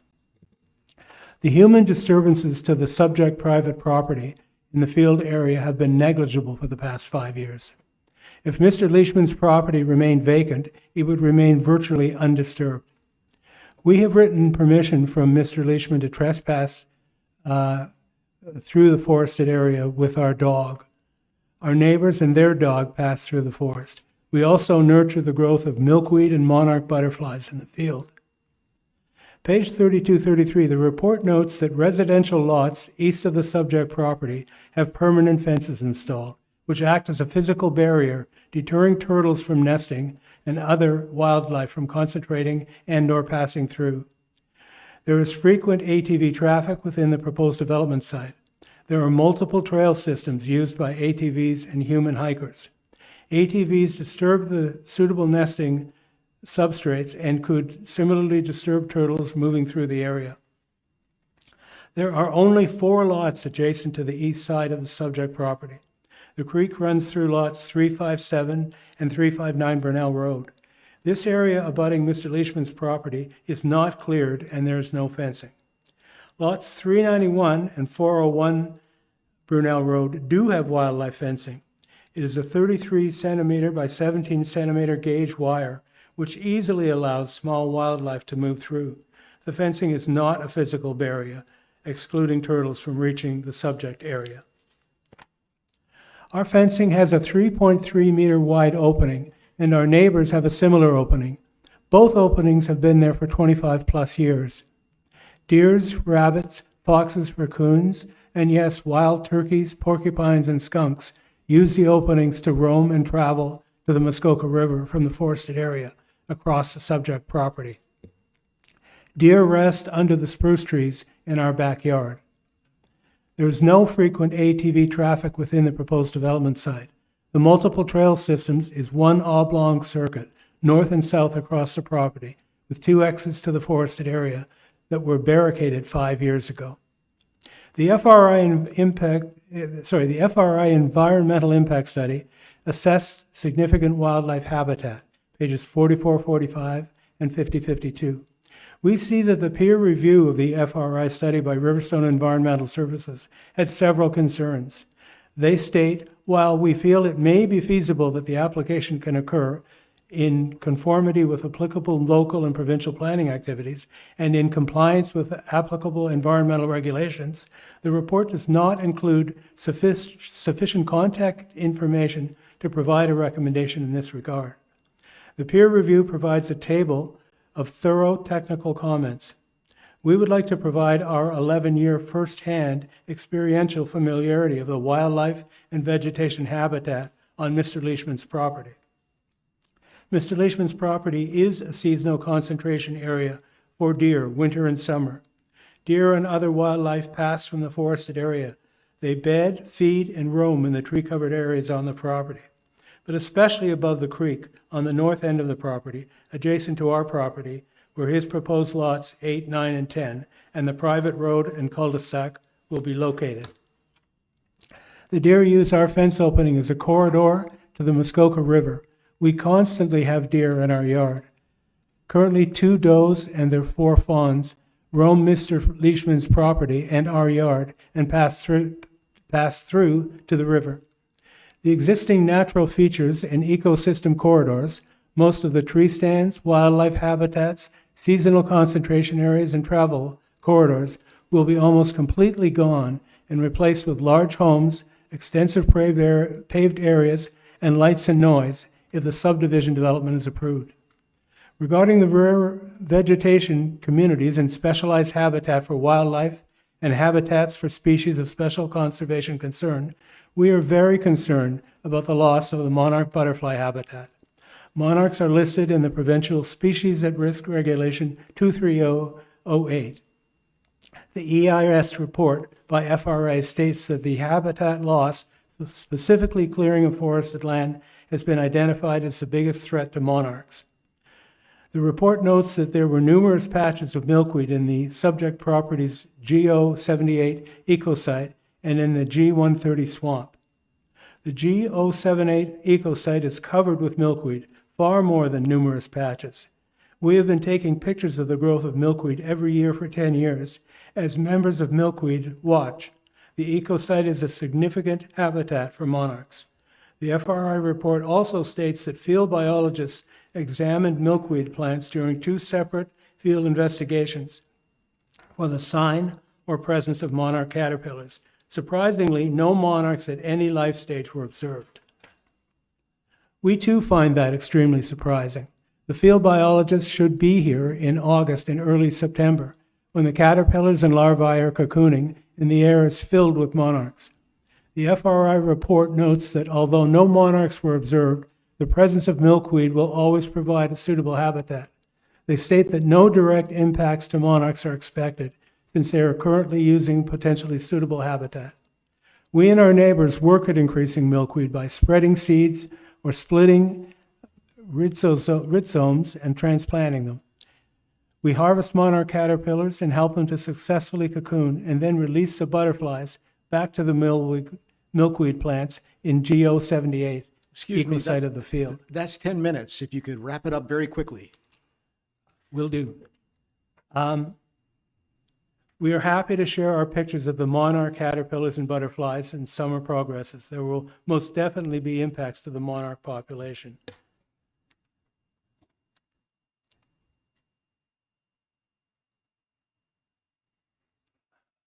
Articles 8, 12, 14 state that selective removal of trees for viewing purposes may be permitted. Viewing of what? There's not much to view from the subdivision location. If its sight lines to the Muskoka River from the 4 or 5 lots bordering our property, then that impeaches the natural vegetation buffer at the perimeter of the subdivision. As you can see, we have several unanswered questions and concerns that have not been addressed. In closing, we oppose the development of the property at 411 Brunel Road by Leishman Developments and request that council deny the application for amendments to the official plan. Thank you. Thank you. Mr. Lantang?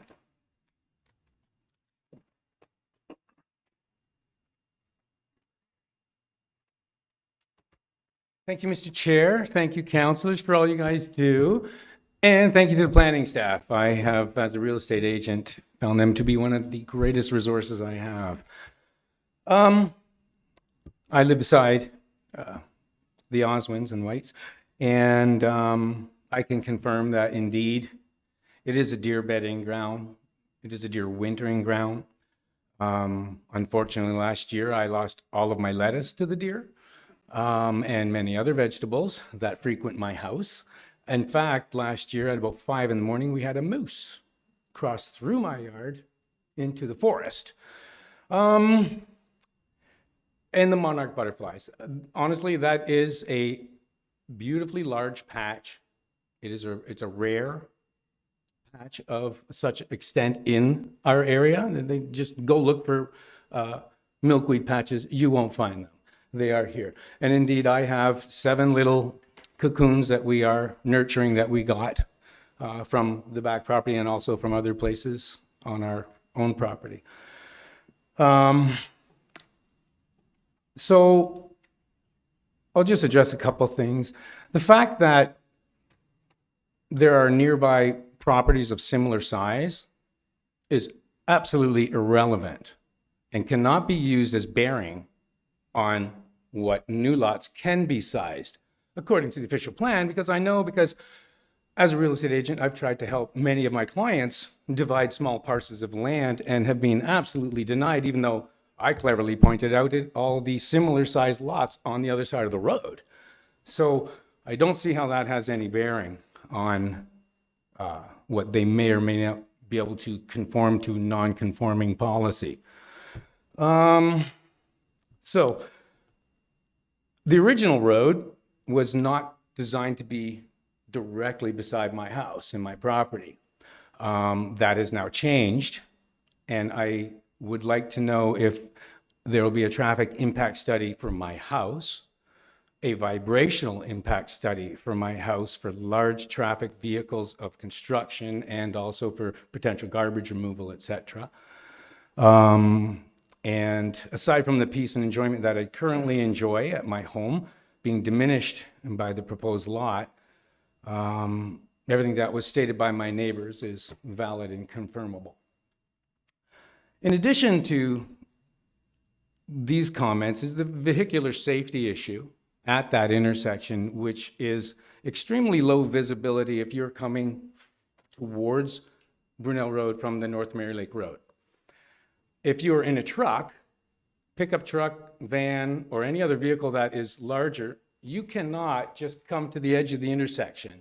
You need to go into the other lane and turn directly into traffic to be able to look down the other side of the road for safe visibility. And that's just a fact. That's like 25 years I've been doing that.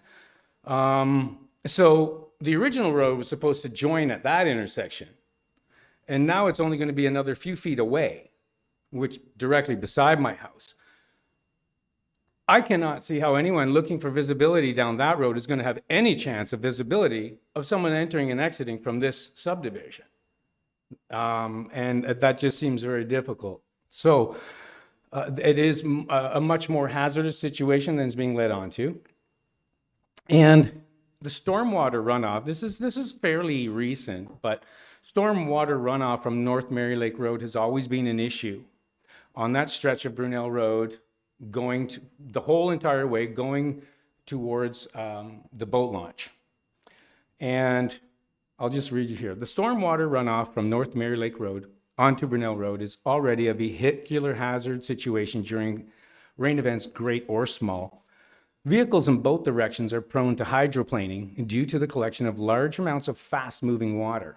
Recent improvements to the ditch on North Mary Lake Road have actually adversely compounded this situation, causing even more deterioration of the road and erosion of two nearby properties on the other side of the road.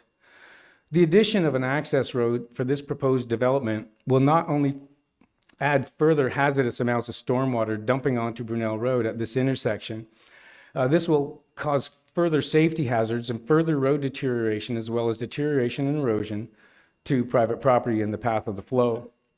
The topography of the access road will further exacerbate this problem, as the slope of the paved surface area will increase the speed of volume to the total water flow onto Brunel Road. Currently, the proposed access road is covered in natural fauna, and the water surface runoff area during storm events does not collect and is not channeled directly onto Brunel Road during these rain events. In regards of traffic in general, there is a topic that nobody ever talks about in this town, and that is the addition of many recent small and large-scale housing problems is leading to the much larger problem of traffic movement, which will become a major problem not just for citizens getting around, but for the clear and easy movement of emergency vehicles through our roads. The traffic and general infrastructure are not in place for the overall and rapidly expanding town of Huntsville, particularly in the downtown core. We need more bridges and roads, but there is no more space for them. I propose that there should be a moratorium on all new housing development in the township of Huntsville until a traffic and general environmental sustainability infrastructure study is implemented and acted on. And I'm serious about that. This town is running into a major traffic problem. We have 400 homes that were just put up in behind the Summit Center area. When they're occupied, there's going to be 800 plus cars a day going in and out of there. You're going to have to put a traffic light at Brunel and Town Line Road. It's going to be dangerously, stupidly busy there, as well as at North Mary Lake Road. We are in trouble. We don't have bridges and roads. So we really need, as a town, to address the future of our traffic, and not just that, but the infrastructure of stores and housing. Like, are people really going to enjoy standing in line to get their groceries for 25 minutes because there's so many people in such a small area? So it needs to be considered. So setting a precedent by approving this particular subdivision will spark an increase for approvals in other such housing projects. And I, for one, would love to subdivide my two properties and get some very good capital gain from those.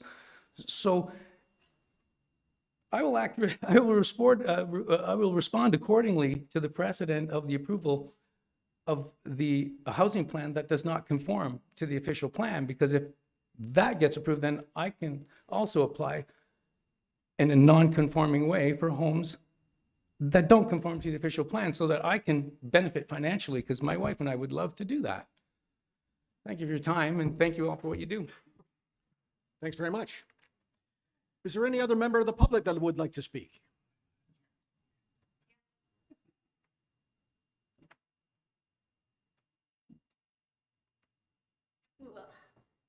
Sitting a long time. It's on and you just sign after. Yeah, I'll sign after.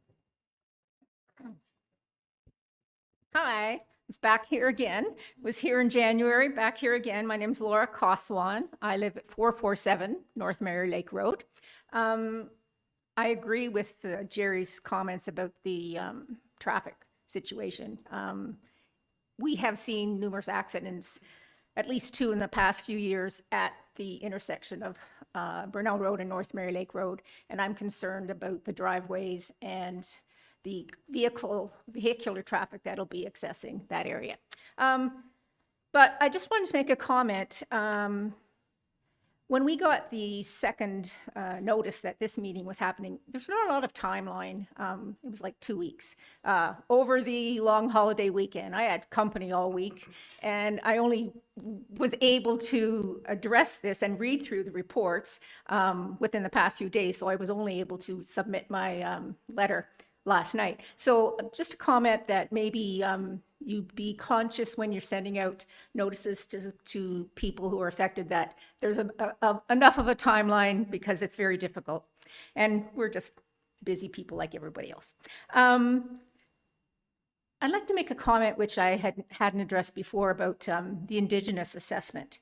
I know it wasn't addressed, that it wasn't done on this property. And listening to the past report that people had about the Stevenson Road property, I'm concerned now about, this property accesses where the boat launch is, where the Muskoka River is, coming between Fairy Lake and to Mary's Lake. And I'm wondering if that area was a travel way, obviously, for Indigenous people. I think with our land acknowledgements that Huntsville always has at any meeting, we need to be conscious of the efforts taken to make sure that truth and reconciliation is completed by everybody, and that maybe that needs to be addressed, that the archaeological study of this property needs to be addressed. I have a comment which is just hearsay from the previous owner of the property, Mr. Vince. He and I were talking one day, as he always did with me, at the mailbox, and we were commenting on the property, and he said that when he was a child, he played on that property and the property extending back. So I don't know where this happened, but there were 2 children that are buried somewhere back there. So I do not know whether that is on Mr. Leishman's property or whether that is on the property that the Huntsville Mountain Bike Association uses. So I'm concerned that if they're excavating, we might dig up a burial ground. This, again, I said was hearsay. Mr. Vince told me that as a kid, they always stayed away from that area of the property, but I don't know where it is. But an archaeological study would possibly indicate if there is any burial sites on that property. So I think that's something that needs to be addressed before that property is allowed to be subdivided, or however what it's used. Comment on the creek that runs at the end of that property, which has the culvert which runs under Burnell Road to where the boat launch is. When we had that huge rain event the end of June, 178 millimeters of rain was recorded by our home rain gauge over 48 hours. I have never seen the amount of silt and dirt flow into the Muskoka River at that boat launch as did that day or that weekend. And predominantly it came from that property down that creek through the culvert into the Muskoka River. So I'm concerned about water quality. If there are 10 septic systems that are going to be on that property, we are having, as Mayor Alcock mentioned, 100-year rain events more frequently. I'm concerned that the buffer zone that possibly could be from lots 9 and 10 might not be sufficient to prevent septic systems from being inundated with water and flowing down into that creek, into the river. I have lots of people that I know along the Muskoka River who draw water from the river using UV systems to make it potable. So I'm concerned that the buffer zone around that creek be maintained and that it be mitigating any sort of effluent that will fall into the river. I'm just concerned about subdivision living as opposed to rural living. We live on a couple of acres of property. Like Jerry, maybe I could subdivide my property and make some money off of it because, I mean, my husband and I are getting older and who knows? If we are allowed to take the rural living idea away from us, we don't live in town. We chose not to live in town. We live where there are deer, we live where there are raccoons. I've seen coyotes in that field because of the deer. I've seen a wolf back in that area. I've seen moose in that area as well too. So I mean, it is a natural corridor and that's going to be gone. When that property is cleared for housing, it's losing the rural character that I think a lot of the people who especially commented are going to be losing that, having this development in their backyard. I had a couple of questions about the peer reviews, particularly the environmental review. The company that did the environmental peer review stated at the end of their letter that we feel that it may be feasible that the application can occur in conformity with applicable local and provincial planning policies and in compliance with applicable environmental regulations, and the report does not include sufficient content and information to provide a recommendation in this regard. So I mean, if a peer review environmental study is saying, yeah, they probably could do it, but it doesn't follow within the guidelines that we feel is necessary. I'm just wondering if the town changes the official plan right now and amends this property. Yes, they are given permission to do the next step, draw up their subdivision plans. What's to say that we're going to be environmentally sound in what's happening? So I'm just concerned about the development of this property, and I'm opposed to it right now, unless some of these other comments that I've made are addressed. And just, Huntsville's changing dramatically. And unfortunately, sometimes I think it's for the worse. From my perspective, traffic, as Jerry said, is horrendous and it's getting worse. And we just have to make sure that the people who live here, the taxpayers who are living here presently, are enjoying the quality of life that they expect to have in the area. And yes, I understand that we need development, but I don't think that this is an appropriate spot to be developing 10 houses, which could be, I mean, I'm going to see them from my backyard.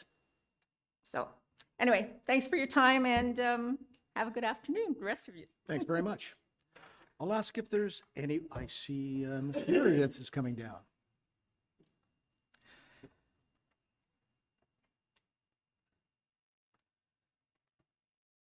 I didn't plan to speak today, but I thought some more neighbors would be here, but I think a lot of them are a little disillusioned with some of them probably you don't want here. Not mentioning any names or anything, but so I would like to first of all, my name is Colleen Meredith and I live at 357 Burnell Road. I'm very familiar with this property as I've lived in my present spot now for 61 years. I'd like to start by thanking Kelsey for paying attention to this matter.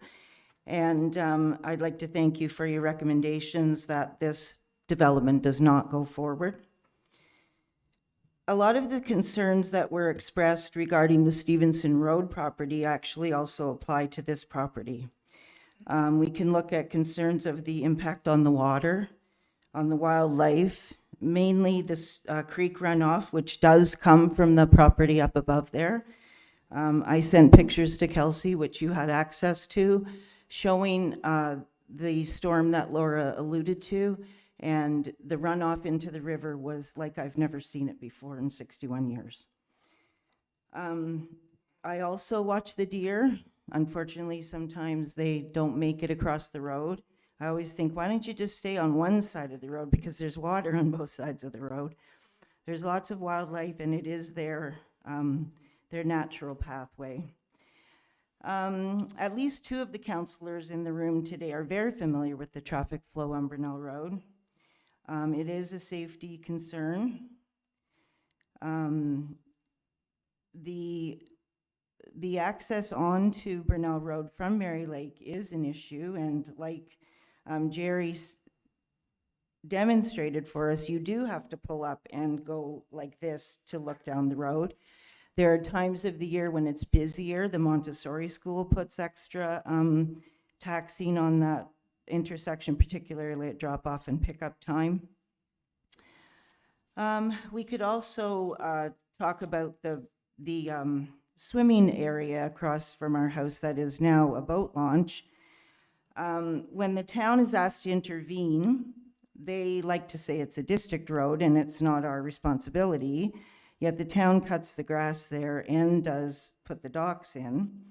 But we see boats and trailers lined up along Brunel all the time, lots of them. I think maybe there was like, how many was there on the long weekend? 20. Yeah, 20 boats and trailers lined up along Brunel. And that's not an unusual event. There is evidence of iron ore deposits that are running off onto the adjacent properties that are, a new culvert has been put in, which was formerly the driveway to the property in question. And since that new culvert has been put in, there is more runoff onto Brunel Road, and there is evidence that there is iron ore in that. The main concern, I feel, is that this is setting a precedent. There are potential properties there for development that back onto this property. You have the back end of Maple Heights Drive, you have North Mary Lake Road behind what is now the Montessori School, and you have through the bush behind what it was formerly Rock Ridge. And so you're talking about a lot of area that's close by that if you approve this amendment, you have potential for a lot more developers saying, okay, you let us get away with a smaller piece of property here, why won't you let this go through? So I wanted to mention the fire risk that was mentioned. That scares me.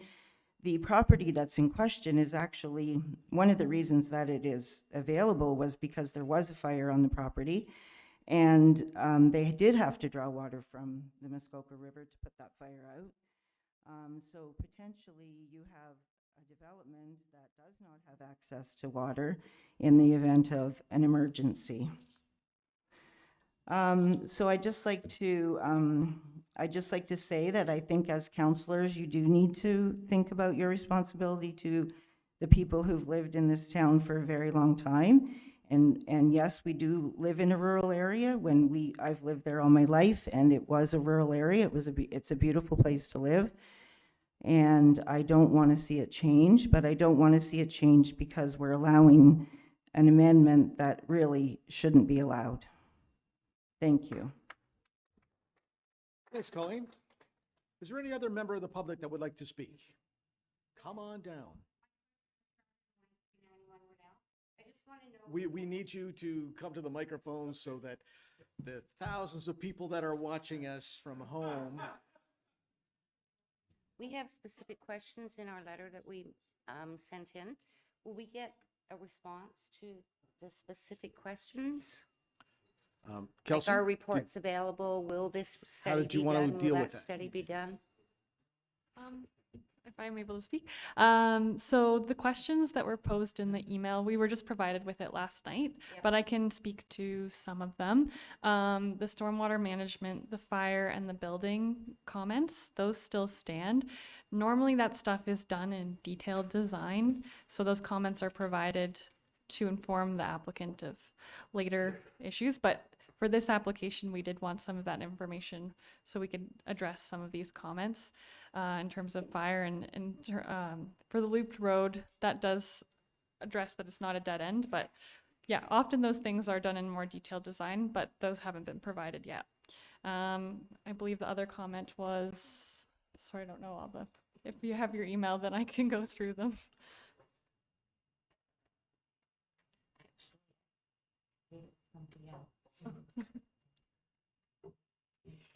So if the official. Eric, all the stuff in there, huh? So the archaeological, it wasn't presented in the postponement to do that study. So that has not been completed. The building department addressed that, fire operations, the traffic impact brief. Yeah, I think those were the main questions. I wasn't sure if there was a, okay.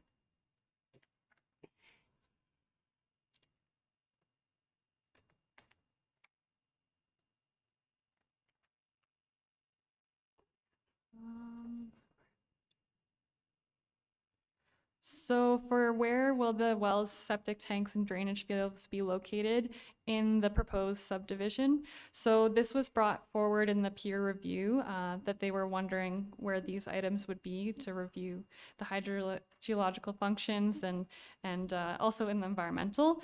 After discussions about the peer review for the hydro-G, they said that it could be done in detailed design. As mentioned, we would have liked that work done at this time so we could see that the function and fundamental site would work with all the septics and wells, but the peer reviewer did concur that that could be something that's provided in a servicing report later and is an amendment. And then the next question, should an event happen with one or more of the septic tanks, would that impact our water? If secondary units are built on the lots with more septic systems, would more septic systems be required? So again, that was similar comment to the earlier question. That was something that we wanted done in the D54, which is groundwater quality, but has been put in the amendment. And then for secondary units, with the housekeeping amendment, there was a policy change that units, lots under 2 hectares need an additional requirement if they want to have a secondary dwelling unit, so it's not permitted as of right. And then the next question, what does it mean that 2 internal lane roads will be 3 meters from our fence? Will there be new plantings, and will there be existing trees being used as natural vegetation? So I don't know if Savis's comments following my presentation answered those questions about the buffers. And the 3-meter buffer was mentioned in the amendment. And the viewing for what, looking at the keeping, you could take down trees if there's viewing. I'm not sure what people would be wanting to view, but that's just in the provision for the amendment. So All right. Yeah. Thanks very much. Okay, thank you. Is there any other member of the public? Good afternoon. Welcome. Ladies and gentlemen, my name is Robert Crowder. I live at 241 Town Line Road East, which is about 4 kilometers, or no, how far away would that be? 2 kilometers away from this proposed development. 241 Town Line Road East is surrounded by 2 significant developments right now. One of them is a condo development and one is a housing development, both of which have very small footprints and significant numbers of sizes, or significant number of people that will be going in those small footprints. I'm very much pro-development. I was pro-development with those 2 developments, and I live very close to them. One of them abuts my property, and the other one I'm really about 150 meters away from. Very much pro-development in those areas. I'm very much pro-development in Huntsville. I'm very much pro-development in Muskoka. My grandfather was born and raised in Muskoka and left Muskoka when he was 18 years old. and moved down to Toronto. A lot has changed in Muskoka since he left. A lot's going to continue to change in Muskoka from now on. It's going to change. It's going to happen. If it's not, it's going to become a ghost town, right? I am very much pro-development. And since those two developments have happened in my particular neighborhood, one that again abuts my property and one that is very close to my property, a significant impact in the environment. We have seen an increase in wildlife on our road. We've seen an increase in wildlife. We've seen an increase of the birds that are coming onto our property because we have a bird feeder. My wife and I enjoy watching the bird feeder. I can show you pictures of the new birds that we have coming around. We've seen more bats. We've seen more owls. Back to, if we build this, the deer aren't going to come. I don't believe that. I don't believe that at all. We've seen more deer. A number of years ago, or just a few years ago, I had my son up here with a couple of his friends, and we went hiking in Algonquin Park. They were from the city and they wanted to see some wildlife. We didn't see a bird on a 10K hike in Algonquin Park. Not a single bird, where there is zero development. That was on a Friday. That Friday night, we were standing in line to go into the hockey arena to watch a hockey game. And what happened? 2 deer walked right through the parking lot. In Huntsville. That's what they do. Whether these 12 houses or 9 houses or 6 houses are going to be there or not. I don't know the entire process of this development. I don't know what's going on. And I am in no way related to Mr. Leishman other than his oldest son and my youngest son were ski racers together at Hidden Valley, right? But I look at this, I look at this development, I look at these 1-acre lots, I look at these environmental studies, I look at these road studies, I look at all of the study. Progress is going to happen. This is going to have all these beautiful, wildlife, and all this stuff is still going to be there. I am pro-development in Huntsville, and I think that this should be passed because I've seen it happen firsthand where it's not as pretty as what this is going to be, and it's improved the neighborhood. Thank you. Thank you. Is there anyone else that would like to speak to this application? Anyone online, perhaps? Chair Stone, I see no hands raised.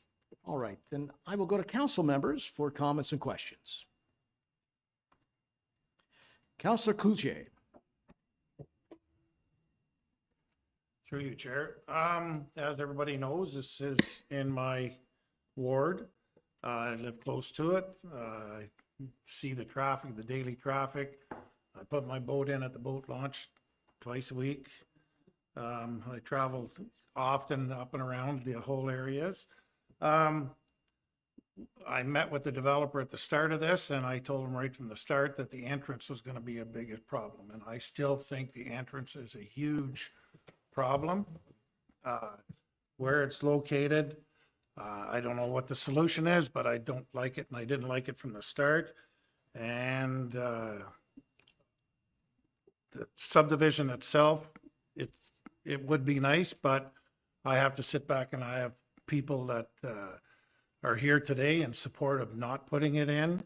And I've had a lot of phone calls about not approving it, not letting it go any further, and I have to support them, so I won't be supporting this motion today. Any other comments or questions from council? Councillor Morrison.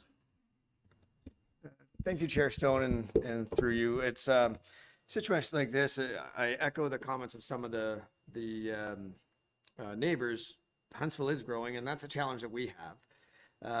It's really tough for us at council because if we don't allow any development, nobody's going to be able to afford to live here. It'll just be the people that can afford more. There'll be increased demand and less supply, and that's not going to be a good thing. However, when the town grows, infrastructure needs to grow, and there's a lot of other arguments that go with that, and that's some of the stuff we always discuss. The thing I'm seeing here, I apologize, I did trespass on the land. I went and did a drive up there, and I got to make a decision on what's best for the community, and it's tough. I was in a very similar position. I think I mentioned it in January as the neighbors when I lived on Shaw Crescent, and there was a proposal to take a few little single-family lots and turn it into 22 rental units, and I was against it. I met with the developers. At the end of the day, I came on side. It did go through, and now there's 22 people living up there that live in Huntsville. So the fear is worse than the actual situation, in my opinion. Once it was built, there was vegetation, it's good, and it's been well managed, it's been fine. The issue I have the most is that I think the time to say no would have been in January. You know, in January, we voted 9-0 to defer and ask for a bunch more money to be spent. And we asked for a bunch more studies to be done and peer reviews and thousands and thousands and thousands and thousands of dollars. I can't imagine running a corporation in the town of Huntsville where we say, do this, and come back, and the results are favorable. And then we say, yeah, that's great, you did everything, but we're not interested. So I think I'm in favor of the development only because we've done what we've asked to be done. There's still a lot more to be done. Like, there's still early days. Like, as Savis mentioned, this is just to allow the use. There's still tons of protections for the town. There's still tons of work to be done, and lots of time for input from everybody. So I sympathize with the neighbors. The one question I was going to bring up was Ms. White's comments going to be answered, because they were very well thought out, and it was a very good email, and I'm glad that we've addressed those. And if you have any other questions, you should definitely get them answered too. And I respect everyone's opinions, but I've been in the exact same situation you are. And I did drive up, and there's a good buffer. The road's going to go in behind. There's a good buffer, and there's still going to be tons of trees. And I'm hopeful that the plan will be to try to hide the houses in among. Yeah.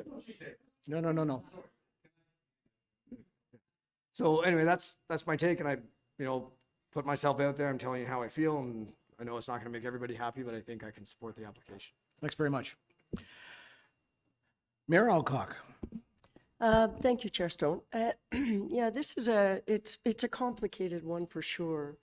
And I echo actually a bunch of the different comments, both pro and against. I appreciate what a number of the neighbors have said.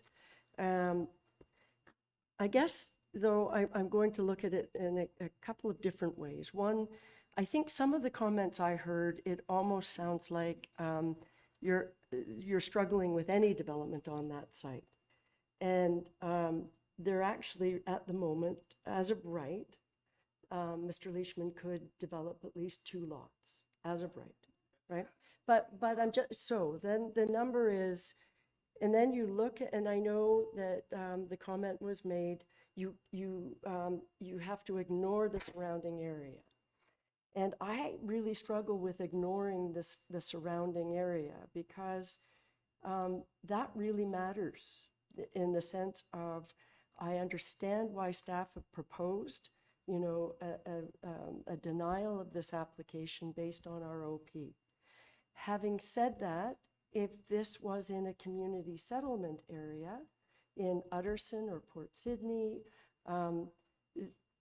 this development would be acceptable. And okay, so then you say, but right now it's not in a community settlement area.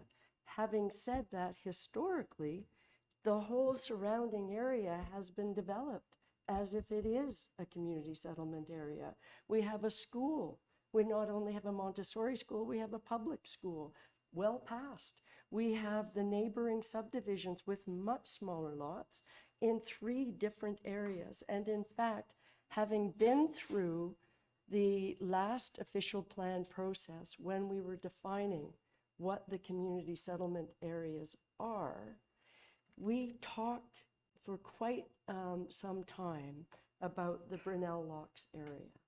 Because historically, it has been, and I can be corrected, I'll stand to be corrected if I'm wrong, but this is my interpretation, that this area has historically been seen as a bit of a settlement area.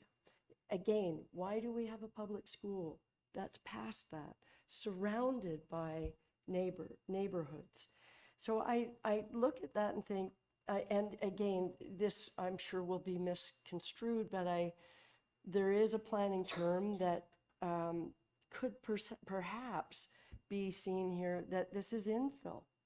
We talk about how we don't want sprawl. I get that. I was supportive of our last official plan. I do not support sprawl, but in this case, it's more infill than it is sprawl, because you have neighborhoods with smaller properties on either side. So I'm looking at that and I think, so really, we're going from 2 as of right to 10. And I think, well, I probably can get my head around the 10, given what I just said.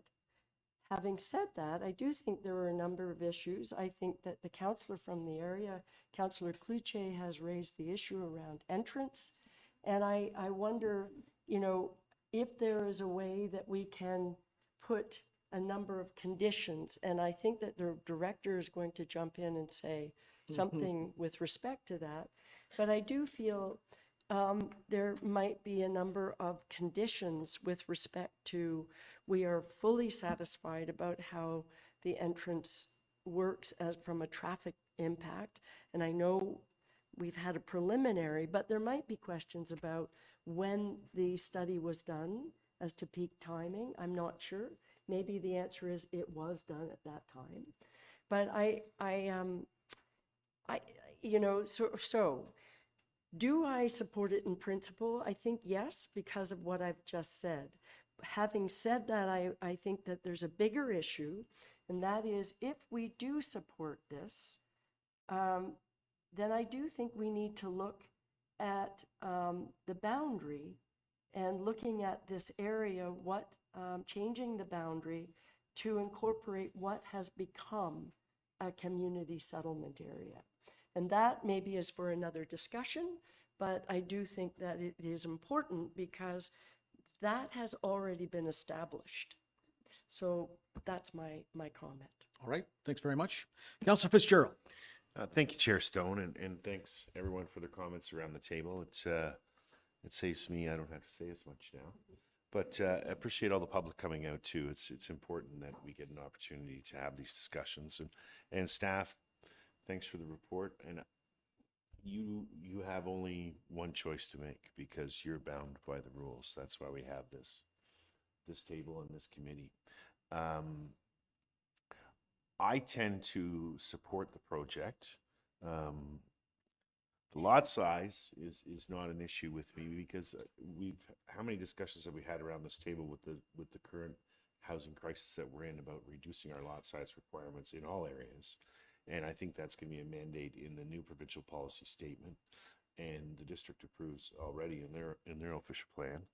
So I just can't see that it's ever going to be used for aggregate resources due to its location and so many aggregate resources around here. So I don't see any requirement to have that study done. It just won't happen. So it's a long process ahead to make this happen. And we have a lot of planning tools and a lot of building tools to control what happens there.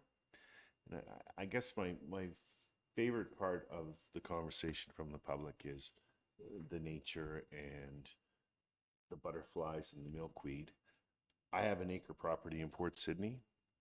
2/3 of it is milkweed. So we can all do that on our own properties. We don't need someone else's property to propagate milkweed and help the butterflies. Look at home first to do these kind of good things for our environment. Thank you. Councillor Morrison. Thank you. I'll just make just one last comment because I want the members of the public to realize that I do hear what you're saying, but I think one thing, we're involved in this every day, you know, so one thing I want to get across is the comments we're having and the stuff we're hearing from the province and the stuff we're hearing from the district is, whether we like it or not, I'm not saying I like it or don't like it, but it's only going to get more dense for development. The Bill 23 that came out, like they're trying to make everything happen because of this housing crisis, and it comes down on us. It takes rights away from municipalities, it takes rights away from planners. So you very well, that unit I just talked about where we had 22 units next to my house, that's on less than an acre of land. So just picture down the road, if Mr. Leishman doesn't develop, that's great. Somebody else buys it. Down the road, bylaws have changed, official plans have changed, provincial policy statements have changed, and you might be looking at a lot more units back there. You might be looking at 4plexes and 6plexes, and that's not out of this realm. Pardon me? No. Well, no, I'm just, yeah, so I'm just saying, that's something that I know that nobody likes to see development in their backyard, totally get it. But in my opinion, this is more responsible than what could happen way down the road, so I just wanted to make that statement. Kelsey, you have a comment? Yes, thank you, Mr. Chair. I just wanted to make a comment about the drafted 2024 provincial policy statement. It was talked about last meeting that it was proposing to be changed to kind of more open the door on rural development. It has been drafted that it will remain to be locally appropriate, as the province has kind of seen that maybe the rural area is not the best place to put all the density and intensification, and which is what our official plan kind of reflects now. So just wanted to Thank bring you. that point up. Thank you. Deputy Mayor Armour. Thanks, Chair Stone. I struggled with this one, as I'm sure everybody here around the table does. When we listen to our neighbors down the road, I just live up on North North Lake Road, so I know exactly what you're talking about traffic on that road. I come out there every day, multiple times a day, unfortunately. It's about providing property for people to build homes on so people can live. And we're running out of that property within our urban core that, people can ride their bicycles downtown or ride their bicycles to work without having to drive cars or, reduce our carbon footprint. All that stuff is a huge part. You talk about butterflies and all that stuff, but the more vehicles we put on the road, that stuff's going to go away. It's just natural. More deer are going to get hit on Brunel Road. So this might be an opportunity for, to build some affordable housing that people can actually use their bikes to get to town. So I'm struggling with it. I haven't made a decision yet, but I want everybody to know we hear you loud and clear. We deal with this stuff all the time. We dealt with it in Port Sydney just recently. But we have to do what's right for the whole community and for everybody who lives in our community. And, it's like, it's in my backyard. I don't want it in my backyard, but it's just the way the town's growing. You look at Muskoka Road 3, for example, look how it's growing out that way. We dealt with all that through that area too. So I'm struggling with it, I must say. Councillor Clark. Thanks, Chair Stone, and I certainly appreciate Deputy Mayor Armour's comments. I'm the same. I struggle with it. As I've seen during my time here, none of the decisions are ever easy here, and every one that comes here is a tough one for the most part. But I think what we should be looking at here is a conditional approval. Because in my mind, there still are some outstanding items that need to be addressed with this particular development.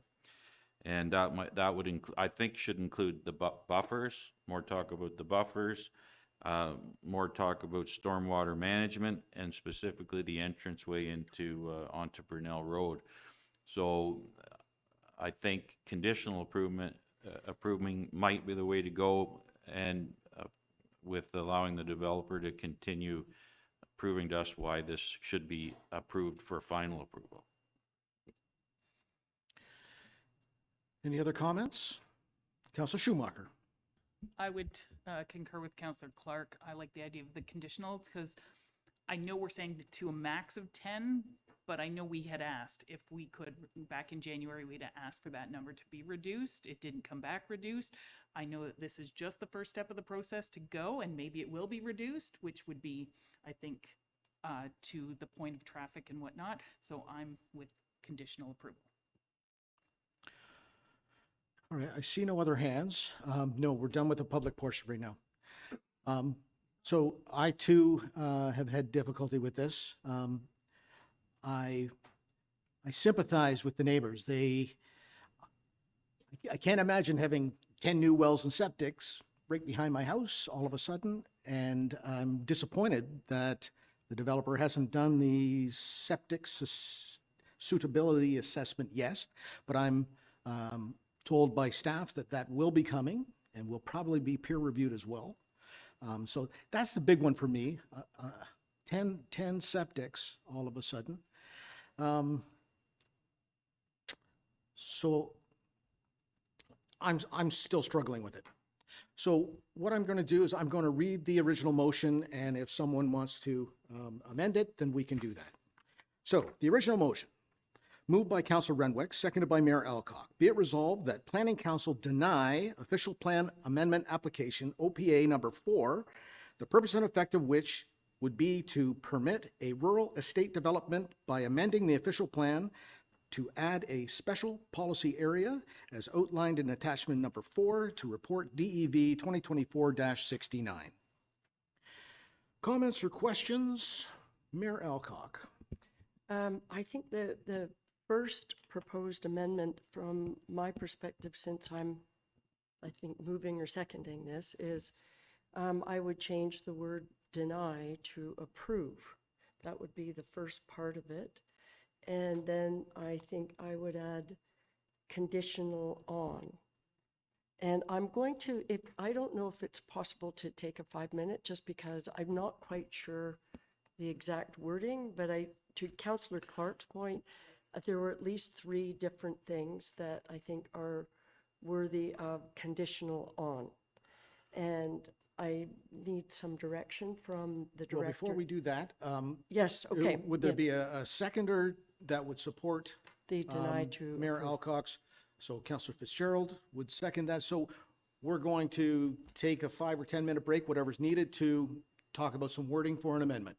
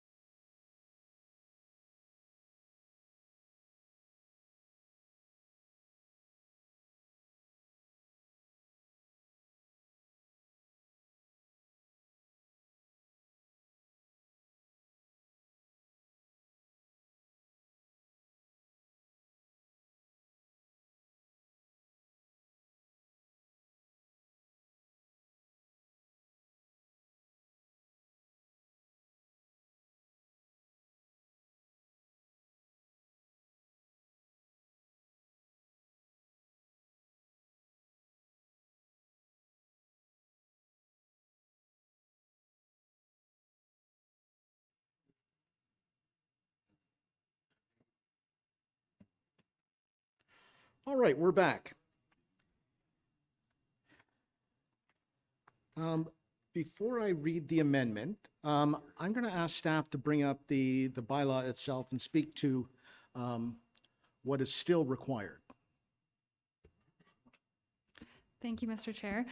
So yeah, the draft amendment that was provided in the attachments to the report does outline the studies needed for this development. So the amendments for the special policy area for this property. So they're not necessarily conditions. These are things that would have to be fulfilled in order to proceed with the community planning permit bylaw amendment. And these are all listed within the draft amendment. So you could see in 8.2.7, and I guess Trish is highlighting it, some of the things that you spoke to, such as the traffic impact brief, the D54, and the archaeological assessment. And then there was also the discussion about buffers. So if you go down to 8.12. Can you just leave that there for a sec? Oh, just sorry. so everybody has a chance to read it.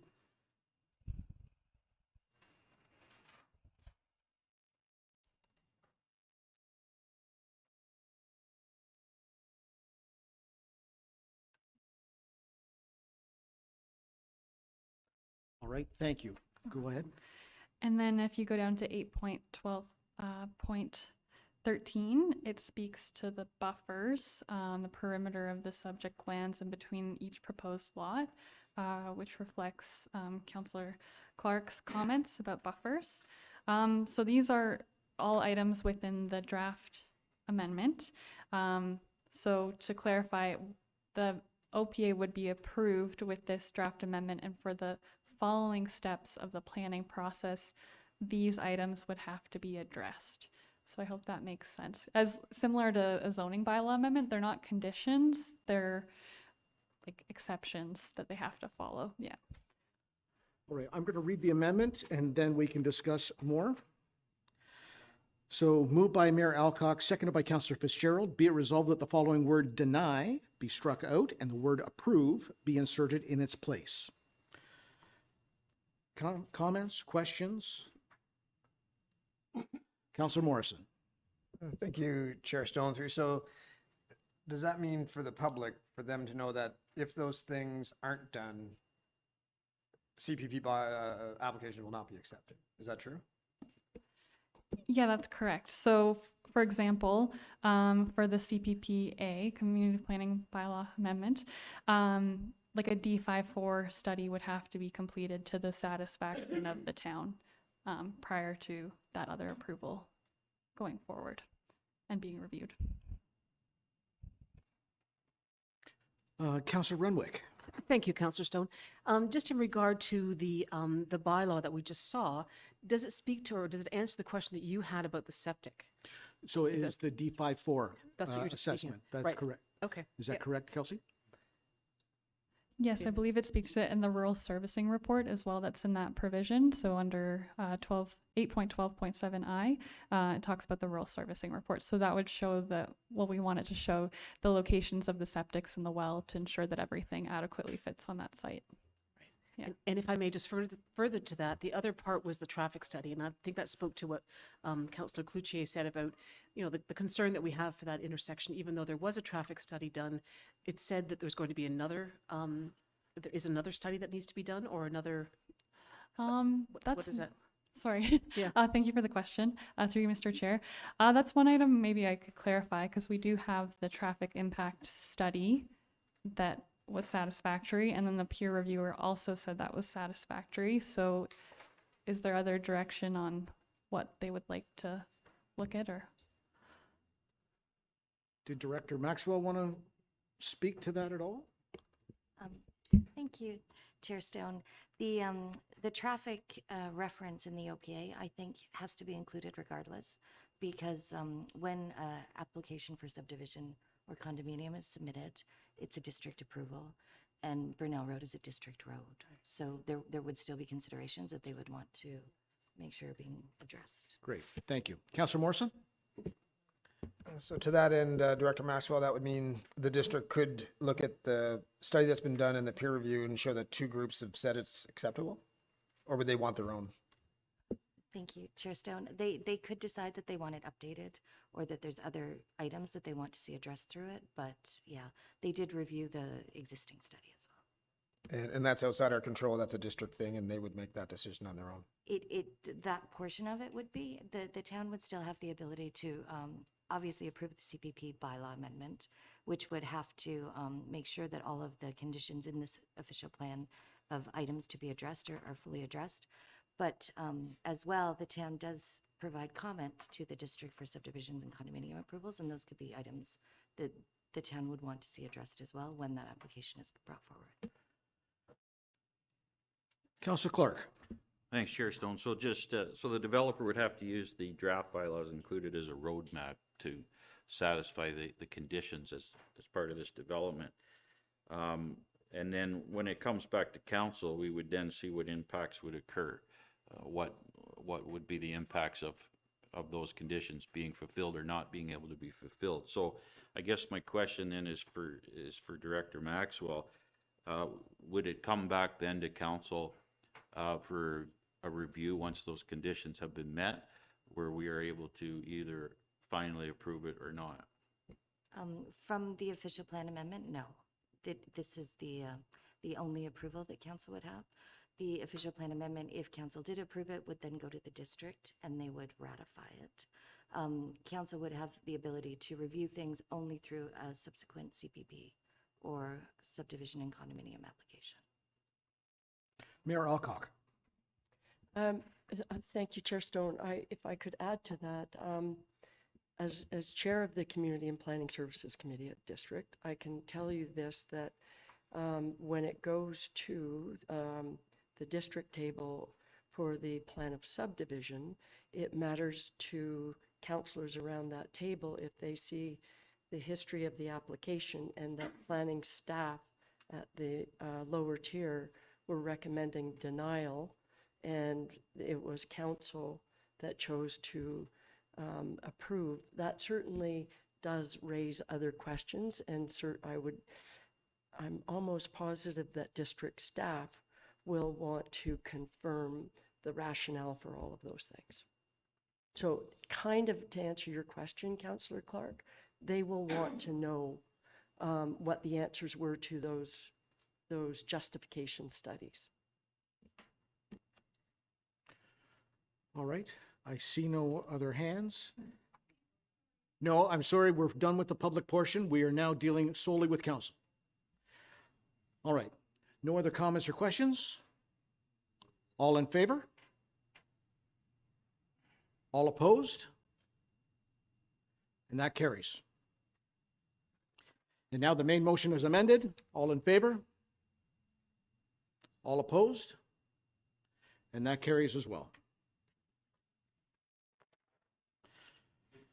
All right. So Kelsey, you're staying with us and you're speaking to the application at Old Ferguson Road. Yes, thank you, Mr. Chair. Through you, the subject property is located at 492 Old Ferguson Road.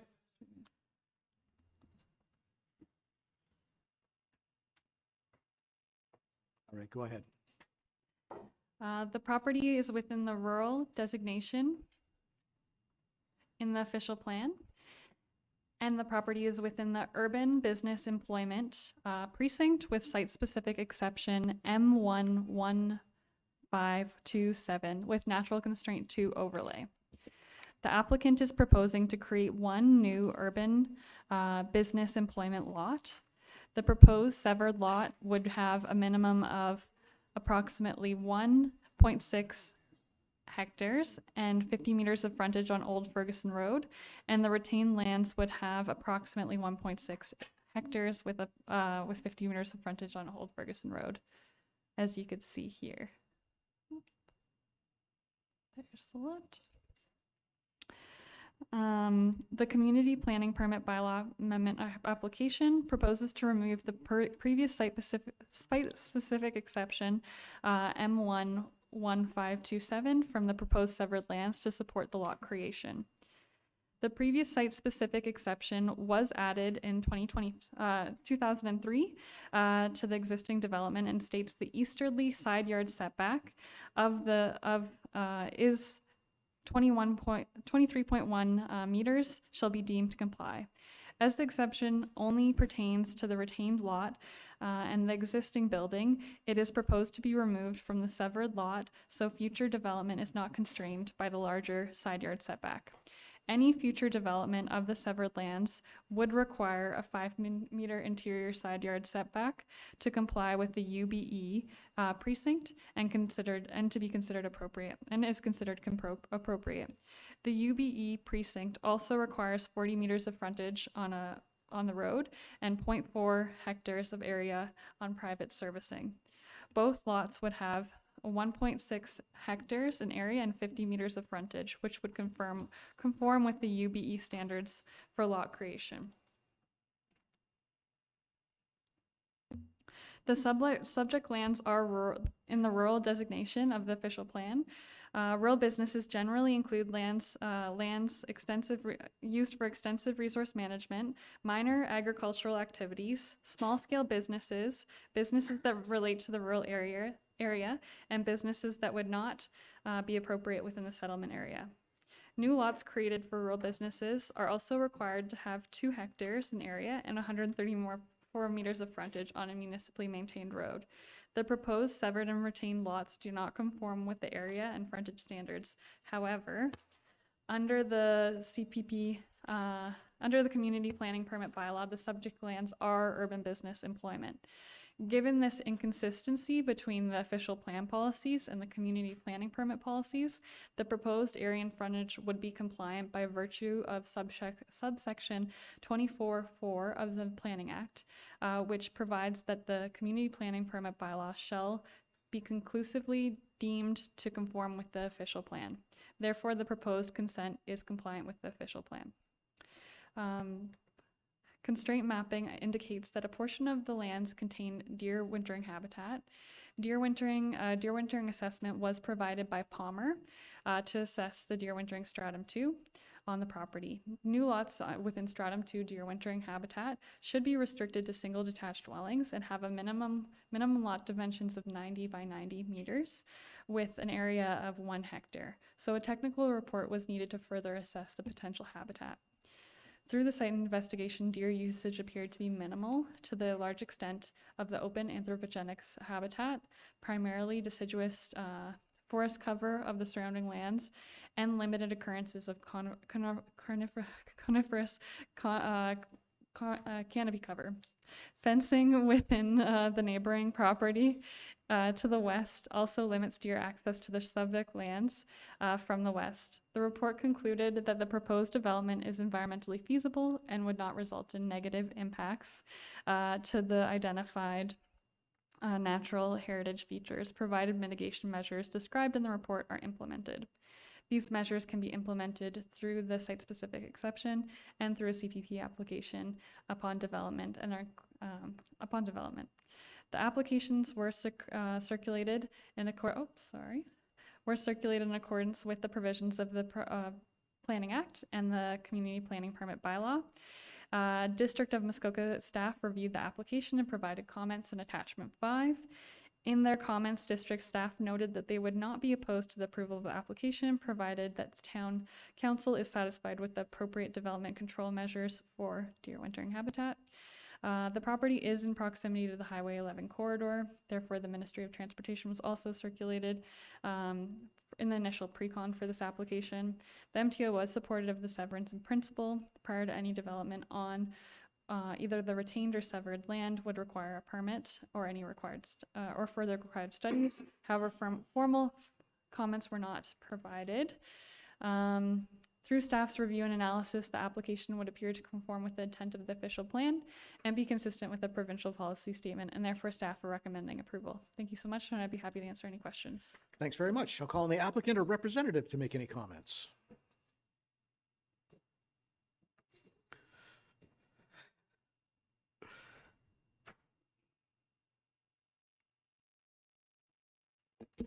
There we go. Good afternoon, Chair Stone, Planning Committee, Lanny Dennis. Lenny Dennis Planning, Box 254, Nova, Ontario, P0A1R0. Represent the owners, both Danielle and Ryan Clark are in the gallery. That's a fair and accurate assessment of the proposal, and appreciate the efforts to staff bringing the application forward. Concur with the planning department to approve the application. Had a chance to review the conditions and have no issues with respect to the intended or proposed conditions. And I did speak to staff about this, making sure that it was 2% cash in lieu instead of the 5%. Okay. Just basically the merits of the proposal. I think that we all know there's probably a fairly good demand out there for new commercial building lots. I think there's a very short supply. And it's being proposed in an area where there is existing commercial development. In the area, there's quite a few to the west and to the north, and there's some residential around the corner. However, the new lot that's being created is in the area where there's existing industrial uses, so the development would be further away, and those areas where the residential is located is well buffered with existing mature tree cover. The DPS has these identified as employment lands, and of course we have to plan for that and protect and enhance those areas. There was no ecological concerns as identified in the report, and it'll be implemented through the development permit that'll be required further down the road. The lands are already disturbed.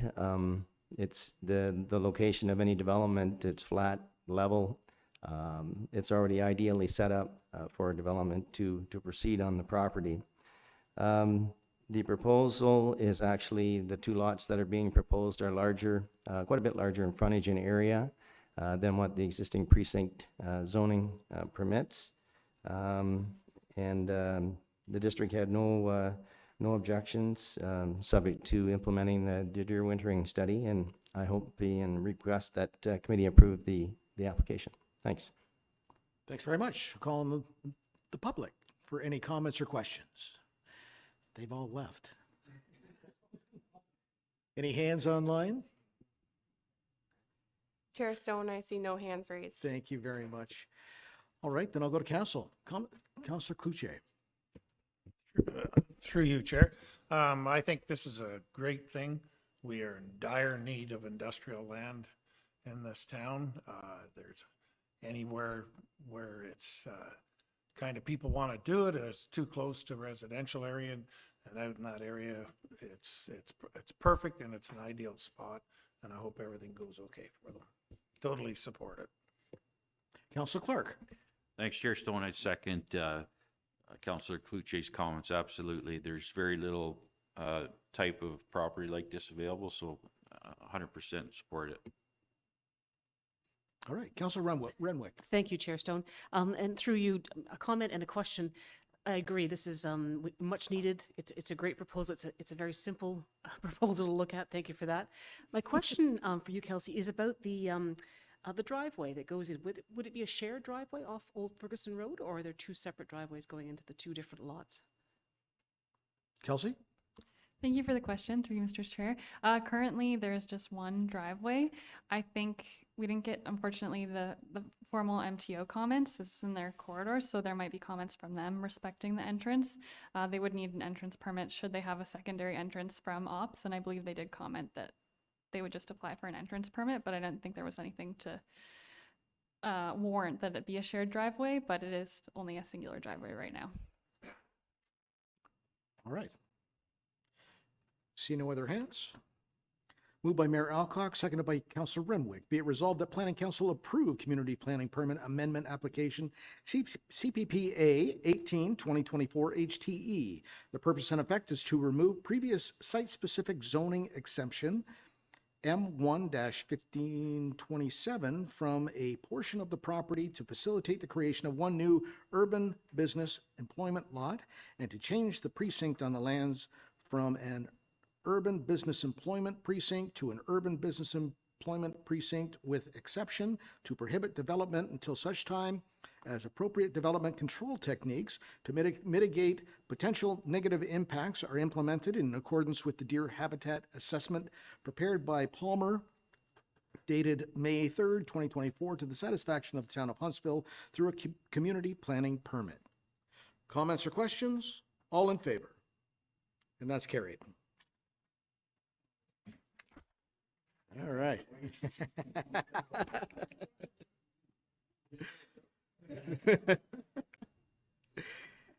Now that all comments have been received, I declare these public meetings respecting the above applications to be concluded. We will now move to the non-public portion of the meeting, and Madeline's going to speak to the application on Edwell. Good afternoon, everyone.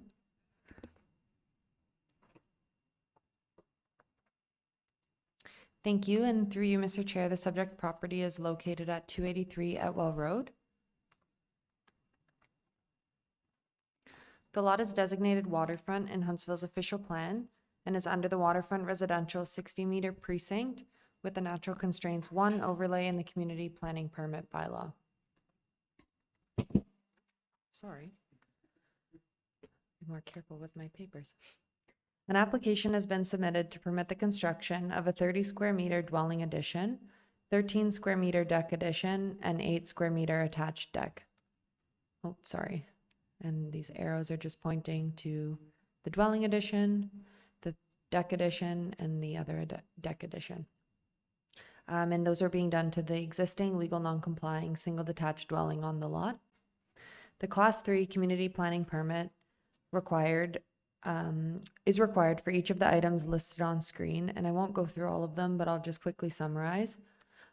They consist of permitting an expansion to an existing legal non-complying dwelling, reductions to the front yard setback, reductions to cold water lake setbacks, reduction to sloping setbacks, expanding the shoreline activity area, and authorizing development within a natural heritage feature.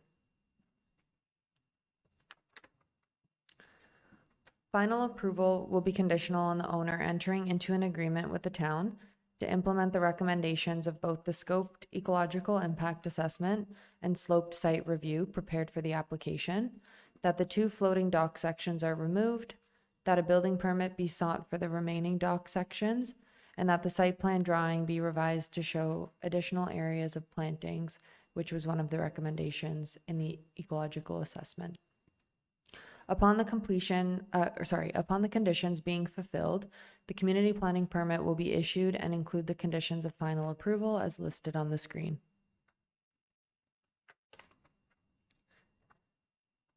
In this instance, the existing dwelling and attached decks encroach within the 30-meter setback of the high water mark of Lake Vernon and are considered legal non-complying structures as they were constructed in 2001.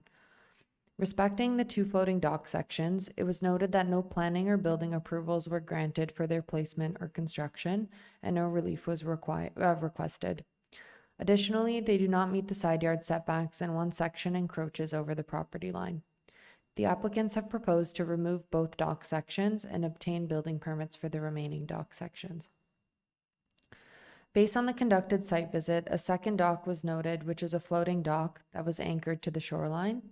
In this instance, the shoreline activity area width is being recognized to include the location where the floating dock is anchored.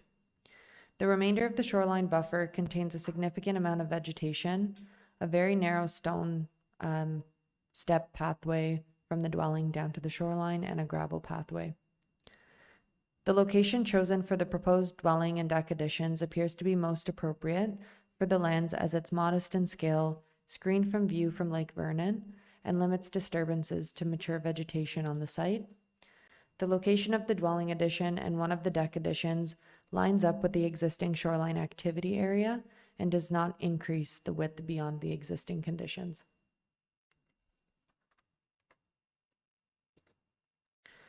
Natural constraint mapping has identified steep slopes, deer wintering area stratum 1, and unevaluated fish habitat along the shoreline of the property. Additionally, mapping indicates that Lake Vernon is a cold water lake. To address these natural constraints, a scoped ecological site assessment was prepared by Zygoterra Consulting. On-site features were assessed along with the potential negative impacts of the proposed development, in consideration of our relevant official plan policies. The assessment provided a number of recommendations and mitigation measures to offset potential impacts related to the proposed development, which include using appropriate erosion and sediment control, limiting vegetation removal, and adding additional native plantings after construction to assist with water runoff and filtration, and to further stabilize the soils on the slope. To address the steep sloping on the property, the applicant submitted an engineering assessment prepared by Dahl Group Engineering, which reviewed slopes on site in relation to the proposed dwelling addition. The assessment states that the ground at the proposed building addition consists of a shallow layer of soil on slope bedrock and remains stable and suitable for the construction of the addition upon completion of the design of structural components and connections. The application was circulated in accordance with the provisions of the Community Planning Permit Bylaw.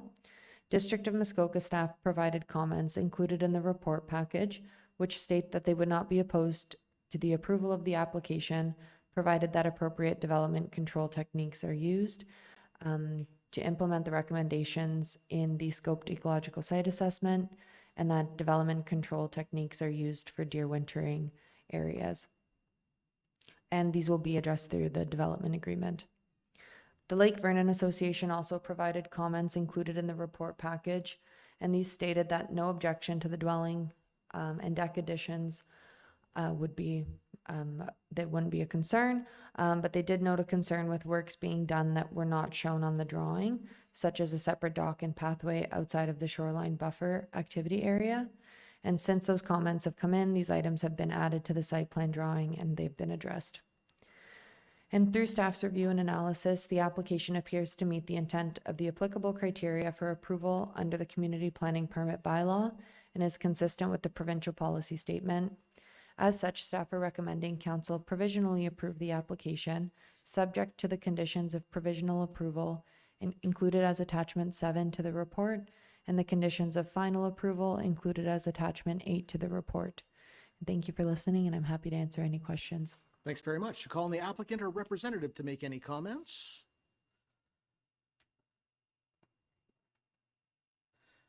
Welcome. Hi there. Hi.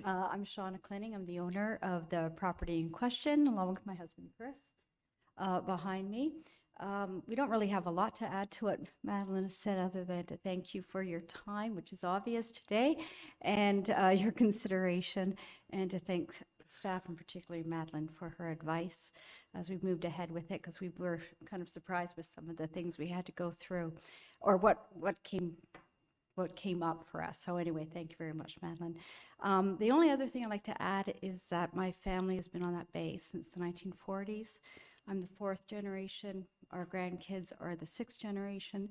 It's really important to us. There are 4 cottages on that bay. One is my brother, one is my cousin, and one is one other family that's been there as long as we have and put up with all of us. So we're all growing, and we'd like a little bit extra elbow room to breathe and get away from each other. And that's it. It's really important to us, and we love the lake. So thank you very much. Thank you. All right. I'll go to all the members of the public present that would like to speak. Yeah.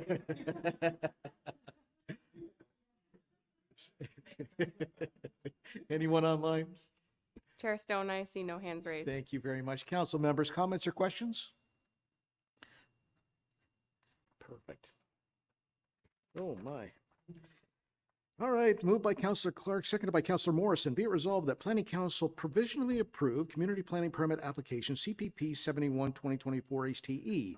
The purpose and effect of which to provide relief from subsections 2.4.2, 2.4.4, 2.15.3, 2.15.4, 2.15.7, 2.16.4. You guys are just kidding me, right? Of the Community Planning Permit Bylaw 2022-97 as amended. 2, permit a 51 square meter expansion to an existing 147 square legal non-complying single detached dwelling consisting of 30 square meter dwelling addition, a 13 square meter added deck addition, and an 8 square meter attached deck addition.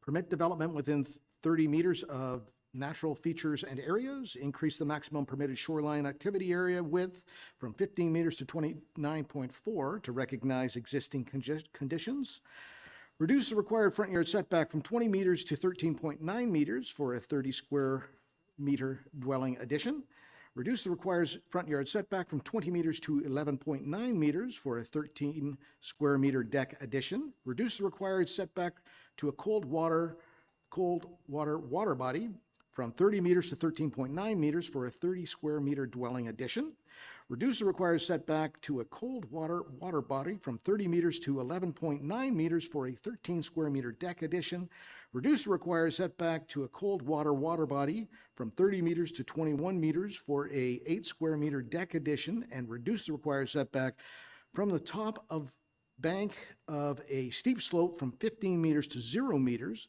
for a 30 square meter dwelling addition and a 13 square meter added deck addition. All to permit the construction of a 30 square meter dwelling addition and a 21 square meter total attached deck additions to existing legal non-complying single detached dwelling on the lot. Conditional on conditions of provisional approval as listed in attachment 7 to report DEV 2024-72 being fulfilled. And further that upon the conditions of provisional approval being fulfilled in accordance with subsection 1.17 of the Community Planning Permit Bylaw 2022-97 as amended, a Class 3 community planning permit be issued to authorize the above described development conditional on development being completed in accordance with conditions as listed in attachment number 8 to report DEV 2024-7. Did you want me to read it again? Councilor Fitzgerald.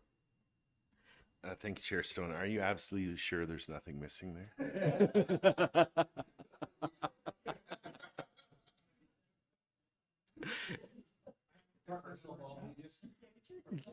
Yeah.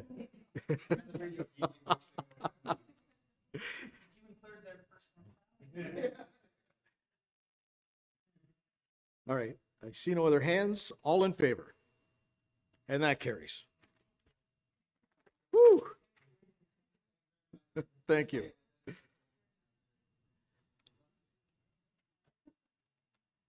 All right, Lisa, you're going to speak to the application on West Street South.